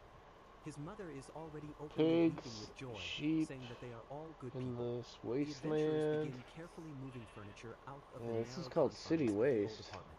The procession of rugged adventurers So, is carrying there a furniture through the village streets actually creates nearby? a curious spectacle for the townspeople. Is there a said Alan wipes village? sweat from his brow as the last of their belongings is moved. Inside the spacious new home, the adventurers comment on how much room there is, Raiders, concluding it's hello. because Alan and his You're mother one of live those a simple fuckers that life. shot me Jared earlier. proclaims their hard work is done and that it is time for a banquet. Alan and Katerina are taken aback by the suggestion of a banquet, which the adventurers explain is a moving celebration, though one admits it's just an excuse to drink. During the celebration, Katerina stands and thanks the adventurers for their help that day. She continues her thanks, expressing gratitude for the way they always take care of her son. I got a She gives a short gun. speech, thanking Monica for introducing them to the house and the other adventurers for carrying their luggage safely. Alan asks his mother to keep her speech simple as she begins to talk about the trouble he might cause in the future, but she wants to say more. Katerina concludes by raising her cup for a toast, wishing everyone luck and happiness in their endeavors as they all cheer. She then tells Alan she is going to go around and greet everyone personally.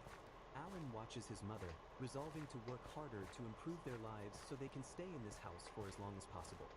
He realizes this desire to succeed is not just for his mother, but also for his master, Monica, and all the senior adventurers who have helped him. He vows to protect the future where he can see everyone he cares about living with a smile on their face. As Jared asks him if he's drinking, Alan sips his fruit juice and thinks that to achieve his goal, he must break the fate that awaits them. Jared leans close and comments on how beautiful Alan's mother is. Other adventurers drunkenly agree, remarking that it must be difficult for a single mother and that they would like to help her. Rudolph steps in, telling the others to leave it and saving Alan from the awkward situation. Alan is shocked, however, when Rudolph then declares that he will be the one to make a move on Katerina. The others protest that it's unfair for the master to pursue his disciple's mother, as Katerina smiles and thanks Rudolph. Alan immediately retracts his feelings of gratitude, now feeling he must protect his mother from everyone, especially his master. A sharp sound effect panel transitions the scene away from the party. In a forest clearing, Alan stands with a rifle, having just finished target practice. He examines a metal plate riddled with holes, confirming that his bullets can penetrate it. Later, while bathing, he thinks about the new weapons he has smelted. I don't see a village yet, or a city. I was hoping to see one. And full metal jacket bullets for both. His mother teases him from I'm actually outside the surprised bathroom, his Fallout wondering mods if she were could actually join him in working the good. cramped space, Last time which I he tried quickly it, it didn't rejects work so while well. wondering why he needs weapons with enhanced penetration now. I guess The image focuses on the the 3 updates bullet help. holes punched through the metal plate. A fearsome enemy in full plate armor, wielding a massive hammer, is shown. That same armored enemy now lies dead on a stone floor, its armor pierced by multiple bullets. Alan confirms he is in the Goblin Maze, a dungeon he'd attacked before, noting that its endless stream of enemies and bosses makes it a great place to earn money and level up as he enters his 3rd week there. After clearing the Goblin Maze daily for about a week, his total number of completed laps has surpassed 100. Turning in his loot at the guild, the clerk tiredly asks if Alan has some sort of grudge against goblins. The clerk then tells Alan that he should probably check his status later. The result of his relentless goblin extermination is that Alan, a novice adventurer, has earned money, reached level 9, and acquired the new nickname Goblin Slayer. A large, warlike orc is sent reeling backwards by the force of a gunshot from the barrel of a rifle. A young man stands over the corpse of the creature he has just slain, confirming his location in the orc forest. Taking a moment Jeez, to that's breathe, so he broken. thinks about how this forest is situated near the suburbs of the town of Altmont. He recalls the hunting request he accepted from the town, intended to control the orc population, and notes that orcs are also valuable as a source of meat with many edible parts from head to toe. His thoughts reveal his true target is not just any orc, but the source of their spawning, the great labyrinth of orcs located deep within the woodland. He feels confident in his choice of hollow point bullets for the orcs, a strategy that will allow him to earn great achievements and level up while exploring the labyrinth. The properties of a hollow point bullet are shown, a round designed to deform on impact to maximize damage, which he remembers was primarily used for hunting in his former life. He settles on a plan to use small caliber hollow point bullets for the orcs. Well, I who can possess definitely high say health but this. low defense, while saving Shooting his with the brash and thick guns metal jacket bullets for more resilient foes. is very handy. Satisfied with the effectiveness of his firearms against the local monsters, he decides he will enter the Great Labyrinth the Although following I'm day. not Later, seeing... when presented with the cooked orc meat, he declines an offer to have it cut into pieces, opting to handle it himself.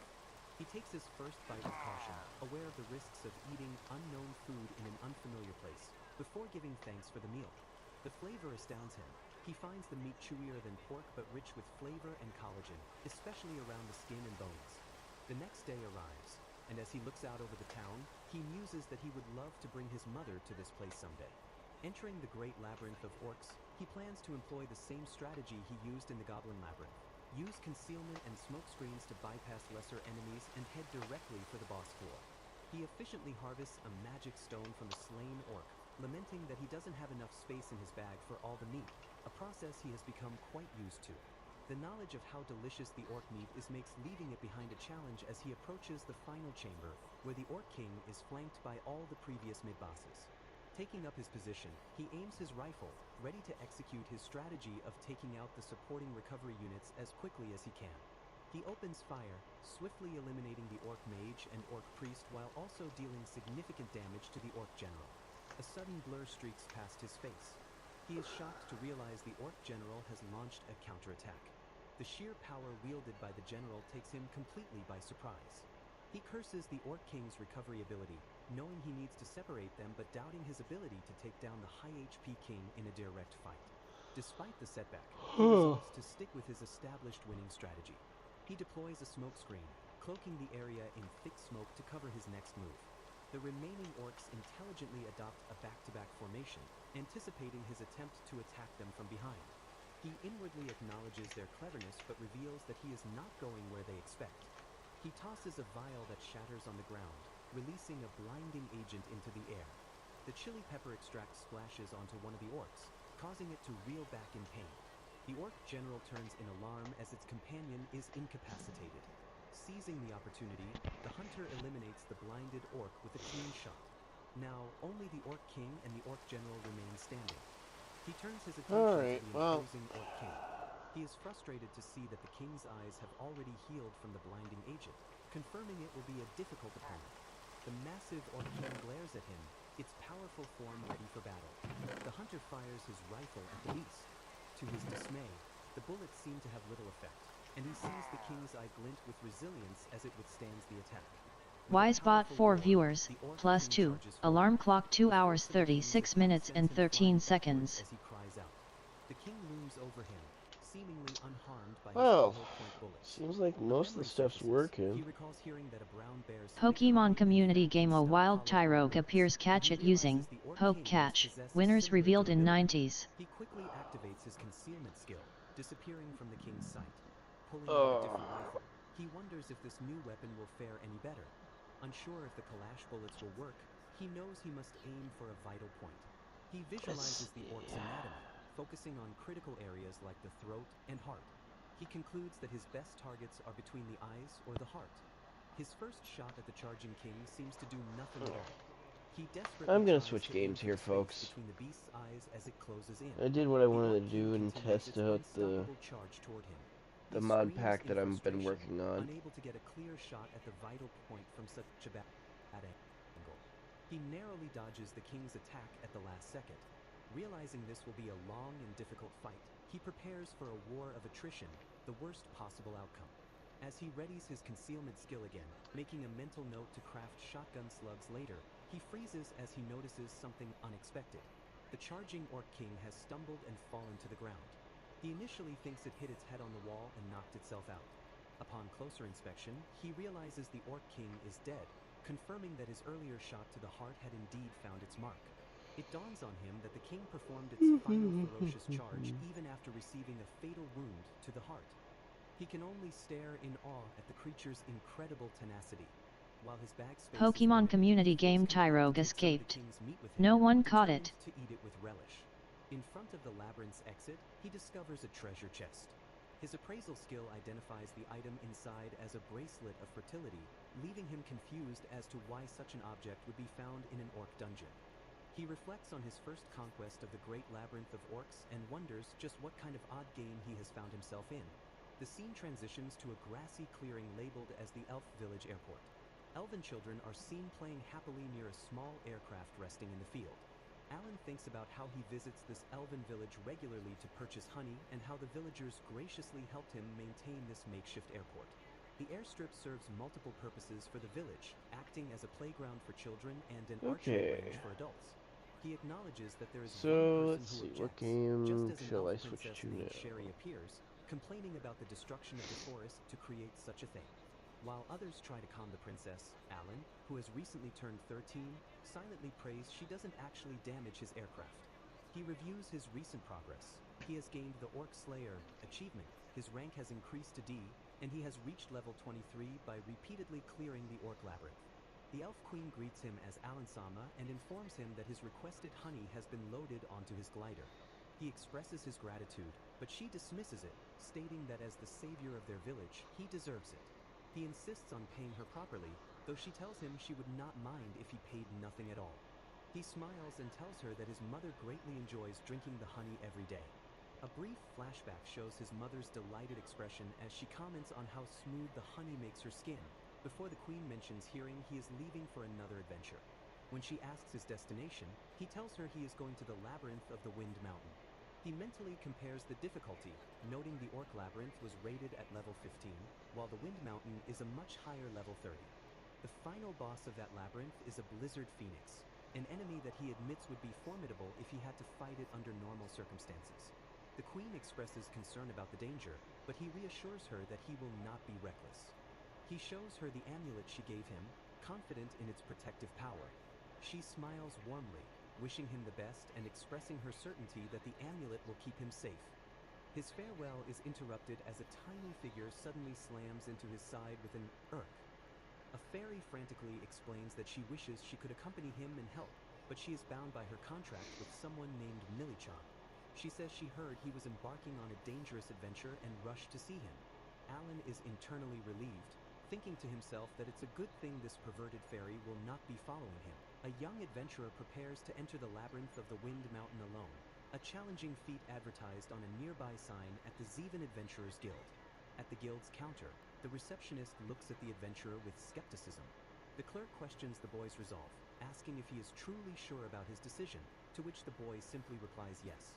The receptionist identifies the adventurer as Alan, a 13-year-old D-rank, and internally muses that his reckless confidence must be a product of his youth. While processing his permission to enter, the clerk explains that the guild manages access to the labyrinth, and taking items without registering is considered theft. With the paperwork finished, he clears Alan to go but offers a stark warning. If he doesn't want to die, he should stick to the first level. Alan accepts his permit with a simple thank you, promising that he will be careful on his journey. Walking through the crowded guild hall, Savvy, Alan savvy. realizes that it's only natural for people to think him reckless, as even formidable A and B rank Hey, adventurers Brett. typically form parties Let's to see. challenge I'm this trying to figure particular out what to labyrinth. play The here. labyrinth of the Wind Mountain is infamously difficult, with a current exploration record of only 8 out of its 30 levels. Despite the dungeon's deadly reputation Dead for Island swallowing 2, up I even notorious guess. adventurers, Alan fully intends to conquer every Devil level May and repeatedly clear for Cry. resources before he Diddle ventures Brat, I within. have finally had my Immediately upon breakfast. entering the first level, Botrix Jim official Lodge at Vampire Diddle Brat bites just descend reached upon him. level 5. With a single explosive blast from his Nice. weapon, both creatures are instantly vaporized. Alan lets out a breath of awe, shocked by the immense power he was able to unleash in an instant. He reflects on his weapon, a magic gun named Saiga, that he smelted to imitate a Saiga 12 shotgun from his former world, which is the source of his confidence.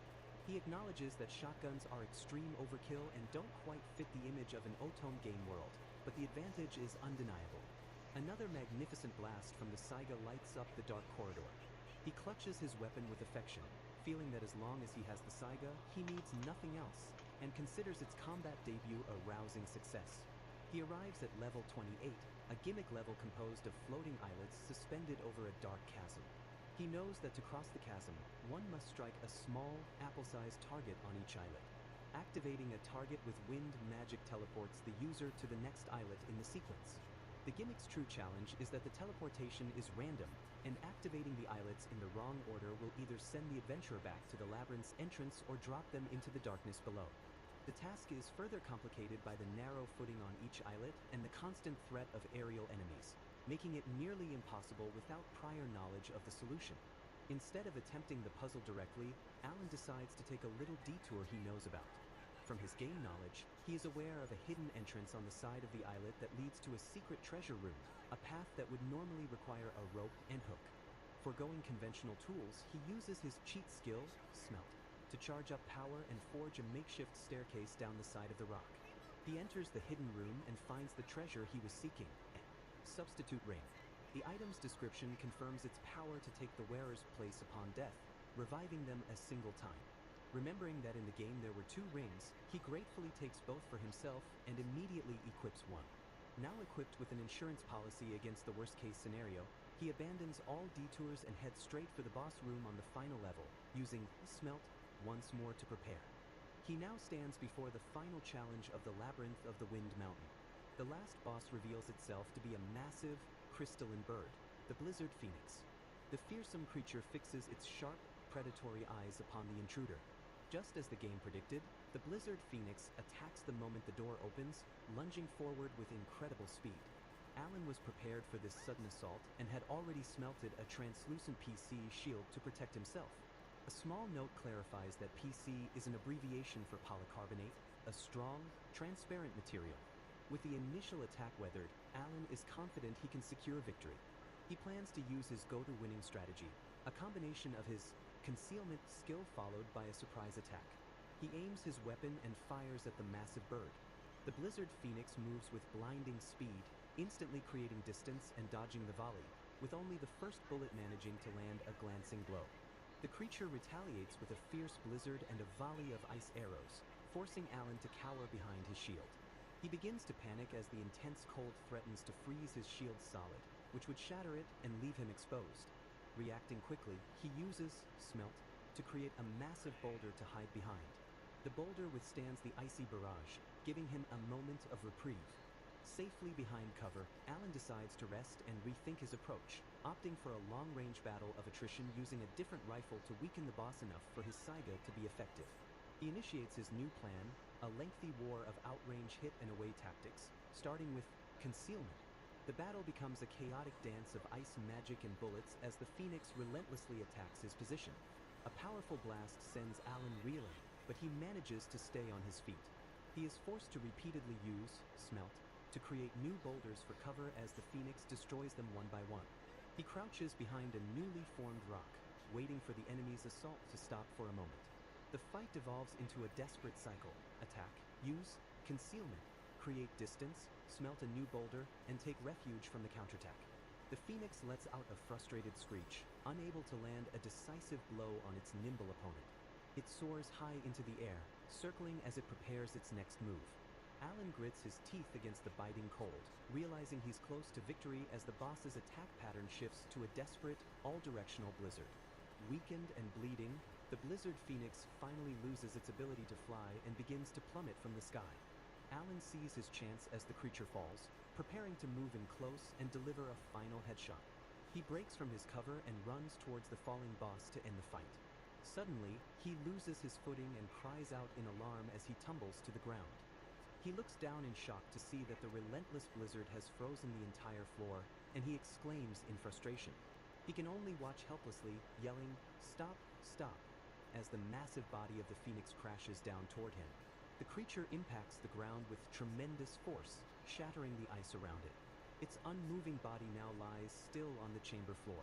Alan scrambles away, breathing a sigh of relief that it was such a close call. Knowing it could recover, he resolves to finish it off immediately.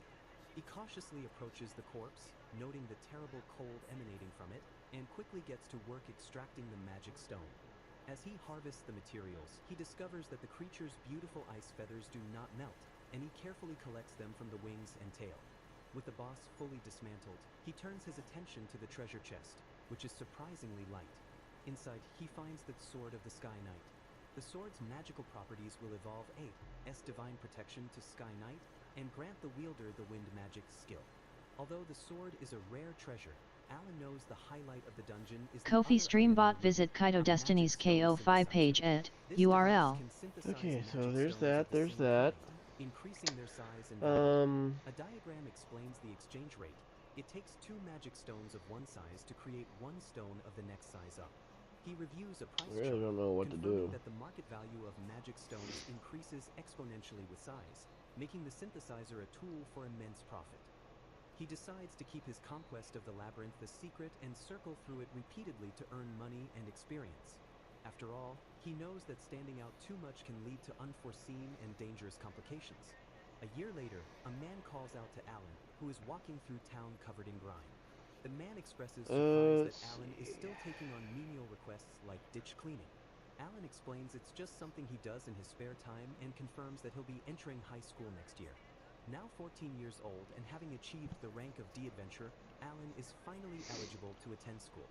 His master advises him to quickly complete Armored the rank-up request Core. to reach C rank, warning him not to let the nobles at school take advantage of his low standing.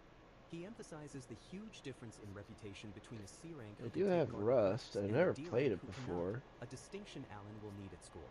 The master, sensing Alan's hidden potential, insists that he should do it for his own advantage. Alan struggles with the decision, as he doesn't want to reveal his unusual fighting style that relies on guns and his concealment skill. His thoughts are interrupted by a group of boisterous old men who greet him as their new workmate, remarking that he must be a great man. Alan is utterly confused and asks his master if he is really supposed to work with this group of men. His master ignores him and issues a direct order. Assemble in front of the guild tomorrow at 7 o'clock and not to be late. Let's try Alan something else asks how here. this is possible, but his master reveals that he has already taken Alan's guild card and processed the request. While Alan is still reeling, one of the men slings an arm around him, and he weakly protests that he isn't ready. Alan complains that his new partner reeks of alcohol, but his master simply states that of course he does, as he's been drinking. A young girl shouts excitedly for someone named Alan Onaiken. She runs towards him, insistently asking him to show her something. Another boy, her brother, chides her for bothering Alanson. The scene is set as Alan reflects on his current mission. He is on guard duty with other guild members. He is escorting the wagons of a client named Dirk, who regularly travels from the royal capital to the small village of I have to Yerstorf to buy reinstall that supplies. one. Dirk's business involves selling goods from his village in the capital and then using the profits to purchase. I'm gonna pause that. Ladies and gentlemen, for everyone who's still here watching and lurking, should I do a horror thing or something? I don't know.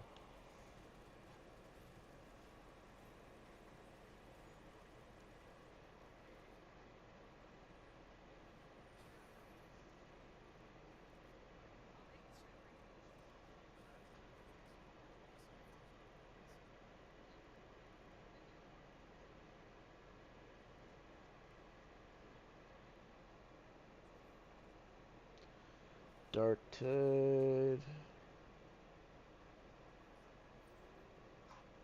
Pokemon community game A Wild Skuntank appears catch it using Poke Catch, winners revealed in 90s. Yeah, looking through my games, I don't really have much set up.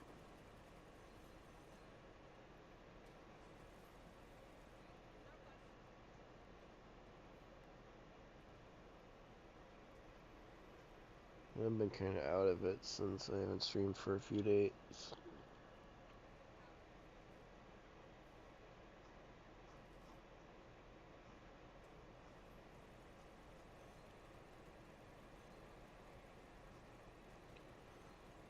Huh.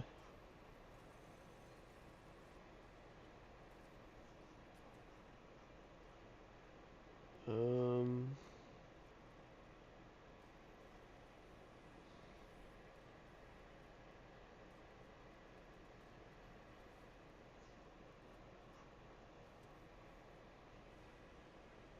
I really don't know what to do anymore.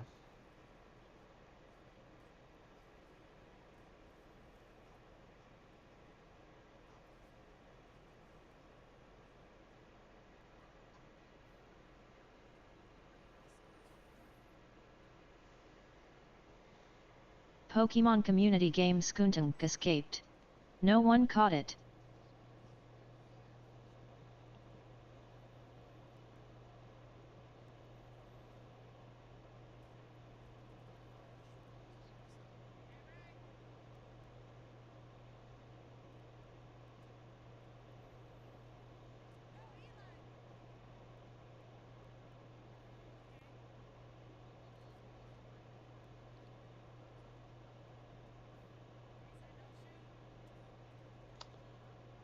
Fallout games, Five Nights at Freddy's.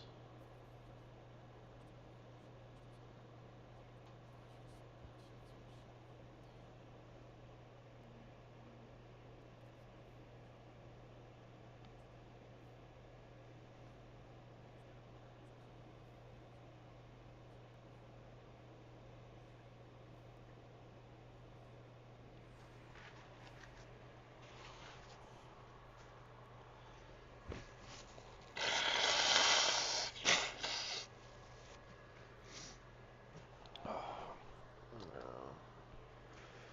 5 hours, I have to go be somewhere too.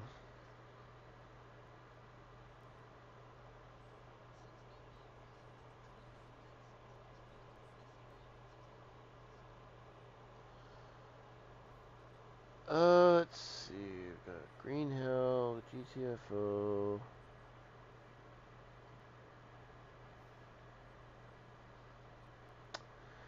Got Helldivers. I got Gunfire Reborn.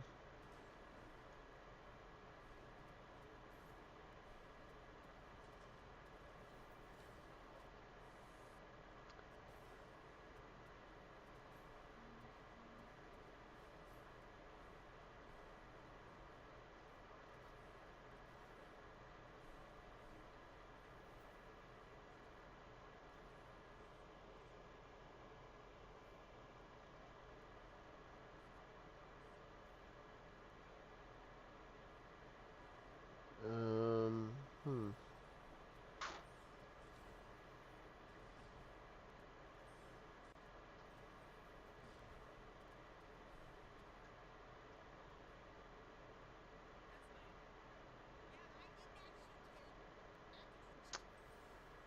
Pal World.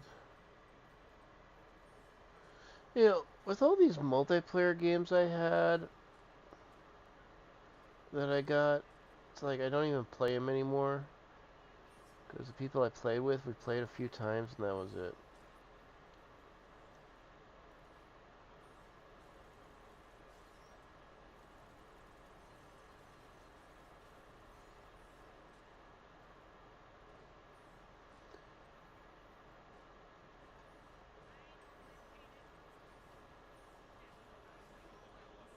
Here, let me see. There's a game here.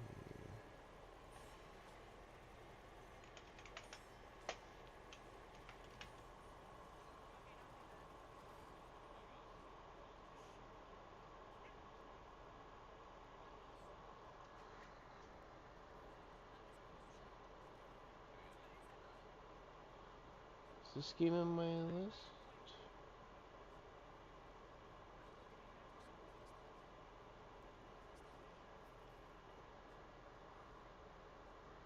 No, it's not on my list.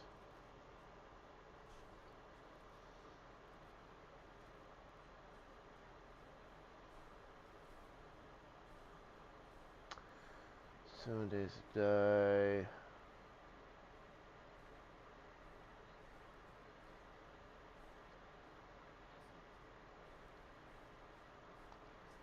And I just don't really know what to do anymore, folks. This little break I had from doing much of anything has really has worn me out and shit.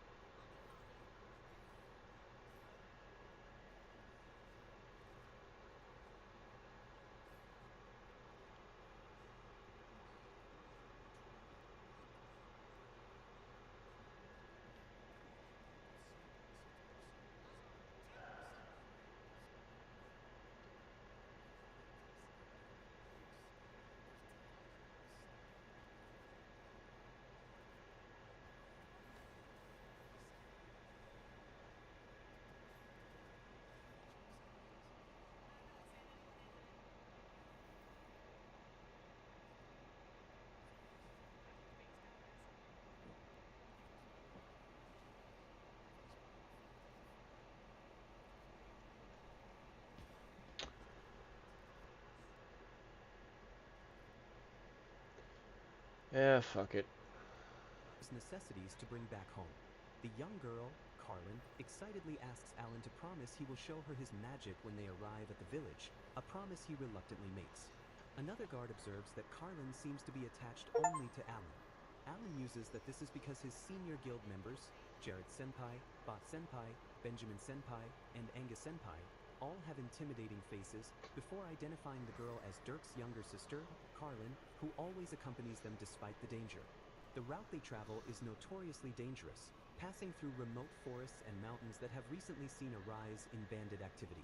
Their primary job is to protect the client and his cargo, and Carlin asks Alan if he uses wind magic to fight. He confirms he uses wind magic, and she asks what kind of magic he'll use to fight off the bandits they expect to encounter on their journey. Alan internally decides to keep his real power a secret, having left his usual weapons, the Kalashnikov and Saiga wind magic guns, behind.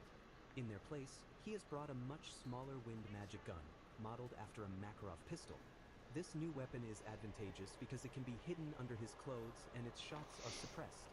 The suppressed nature of the weapon means he can shoot without enemies realizing where the attack is coming from, but he harbors a single, deep concern about whether he can actually shoot a person. He questions his ability to pull the trigger on a living human being. He distinguishes this from fighting monsters like goblins or orcs, which he has done before. His mind fills with the image of shooting a man who is pleading for his life. Carlin notices his troubled expression and asks what is wrong, just as one of the senior guards calls his name, snapping him back to reality. The guard warns him to stay alert, as they are approaching a narrow path up ahead, a known hotspot for bandit ambushes. With a look of grim determination, Alan acknowledges the warning. The wagons press forward, rolling slowly down the narrow, cliffside path. A guard watches the surrounding terrain, his eyes scanning for any sign of movement.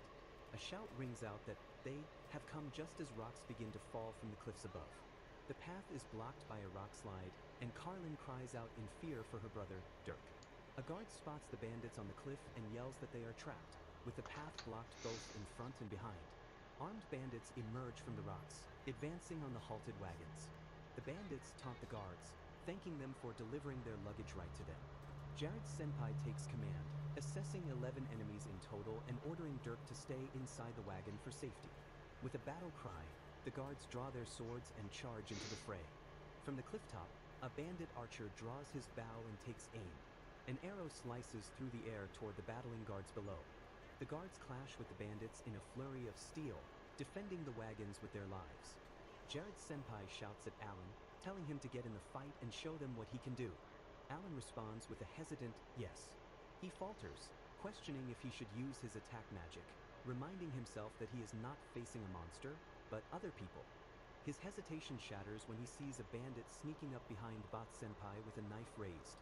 Reacting instantly, Alan unleashes a wind cutter spell. The magic strikes the bandit, knocking him away from Bot Senpai just in time. The bandit leader, shocked and furious that they weren't told about a magic user, orders an immediate retreat. As the bandits begin to flee, Jared Senpai yells at Alan not to let them get away. He screams at Alan to kill every last one of them, but Alan stands frozen, unable to act. The other guards can only watch as the bandits make their escape into the wilderness. The guards from the rear wagon report that they've cleared the 6 bandits. Okay, this is gonna be a bit of a nightmarish thing for me. If he was able to locate the bandits' hideout, to which Alan replies that he did not. Enraged, Jared grabbed. Wisebot White Medium Star New Category, Green Hell.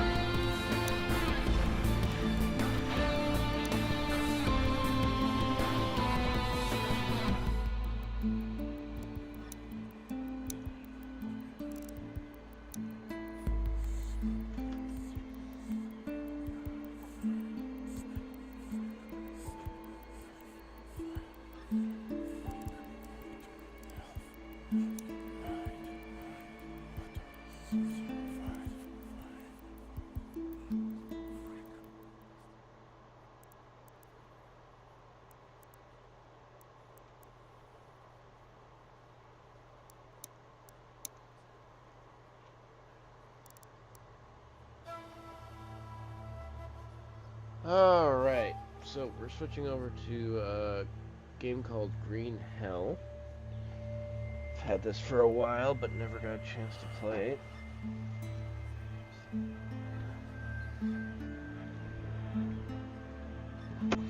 Achoo!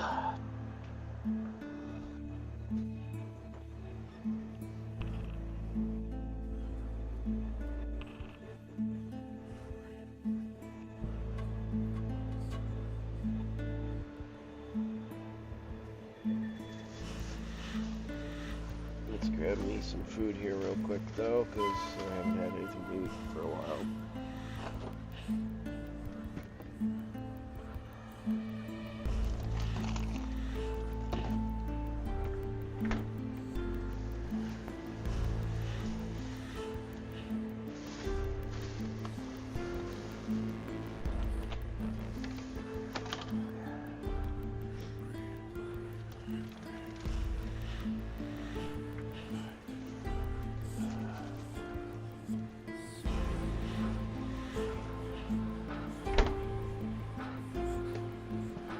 Get off the table.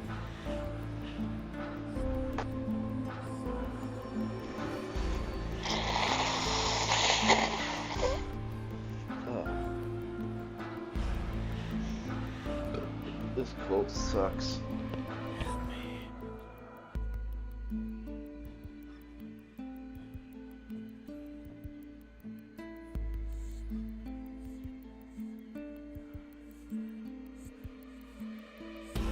Pokemon Community Game A Wild Bloom, F, appears catch it using, Poke Catch, winners revealed in 90s.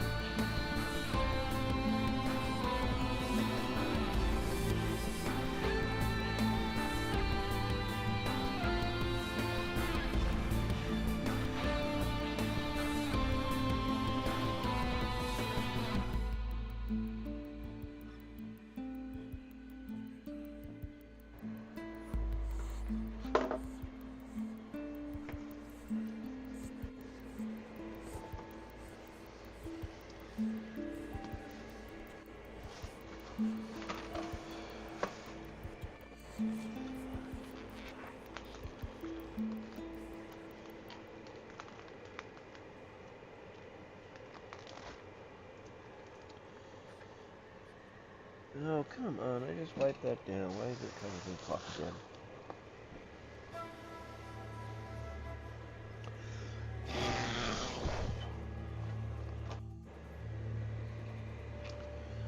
Alright.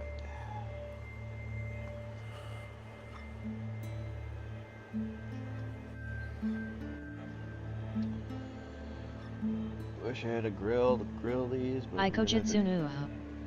Kaito Destiny Ikojitsun, Ikojitsun, welcome to my channel. At Kaito Destiny Ikojitsun, welcome to my channel. At Kaito Destiny Ikojitsun, welcome to my channel. Pokemon Community Game Blue, F, escaped. No one caught it. Hello there. Welcome, welcome. Thank you for coming to join the stream and chill and relax. I'm just making some food here real quick before I hit the play button.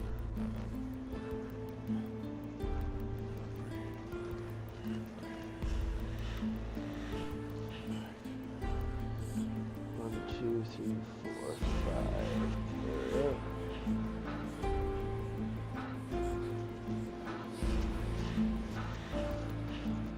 Ikojitsun the favorite game I play. The favorite game you play. Oh, so this is one of your favorites? That's good to hear.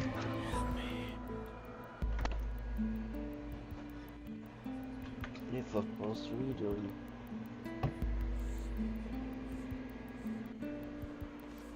Well, I'm glad to hear that this is one of your favorites.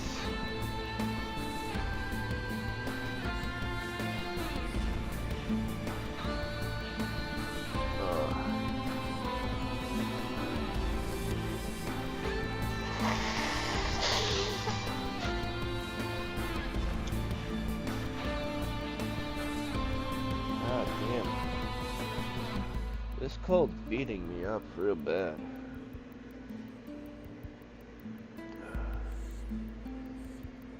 Oh, the food's almost ready.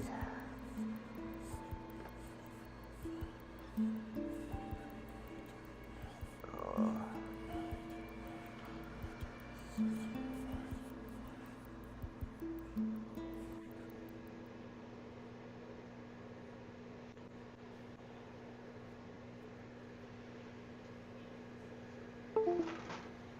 What?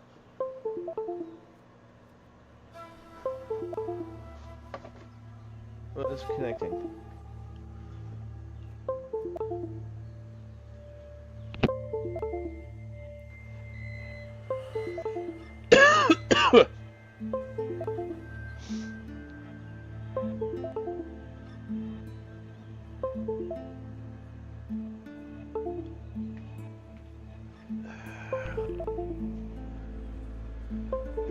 Let me check here.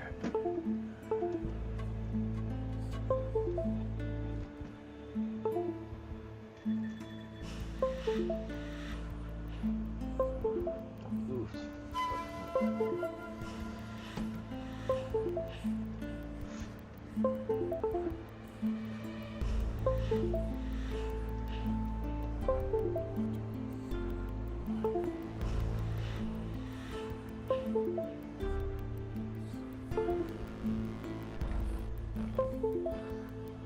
Alright, I don't know why I'm getting that fucking beeping sound constantly, connection sound.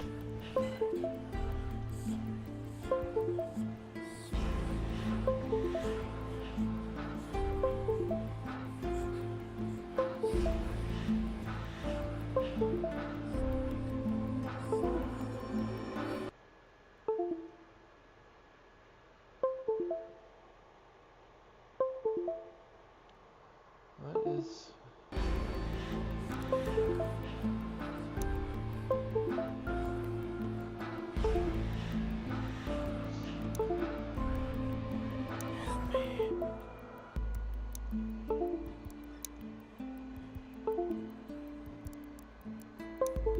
No, we'll just leave that as full screen.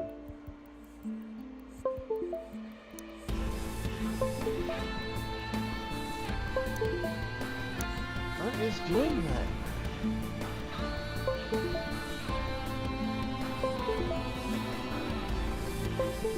Well, this one's running fucking badly nuts here.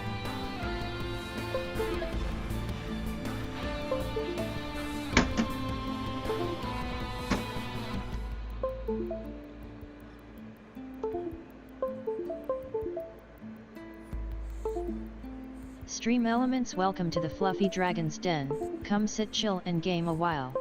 Enjoy the show and have some snacks and drinks. I hope you all enjoy your chill and relaxing time here. Carrot W carrot.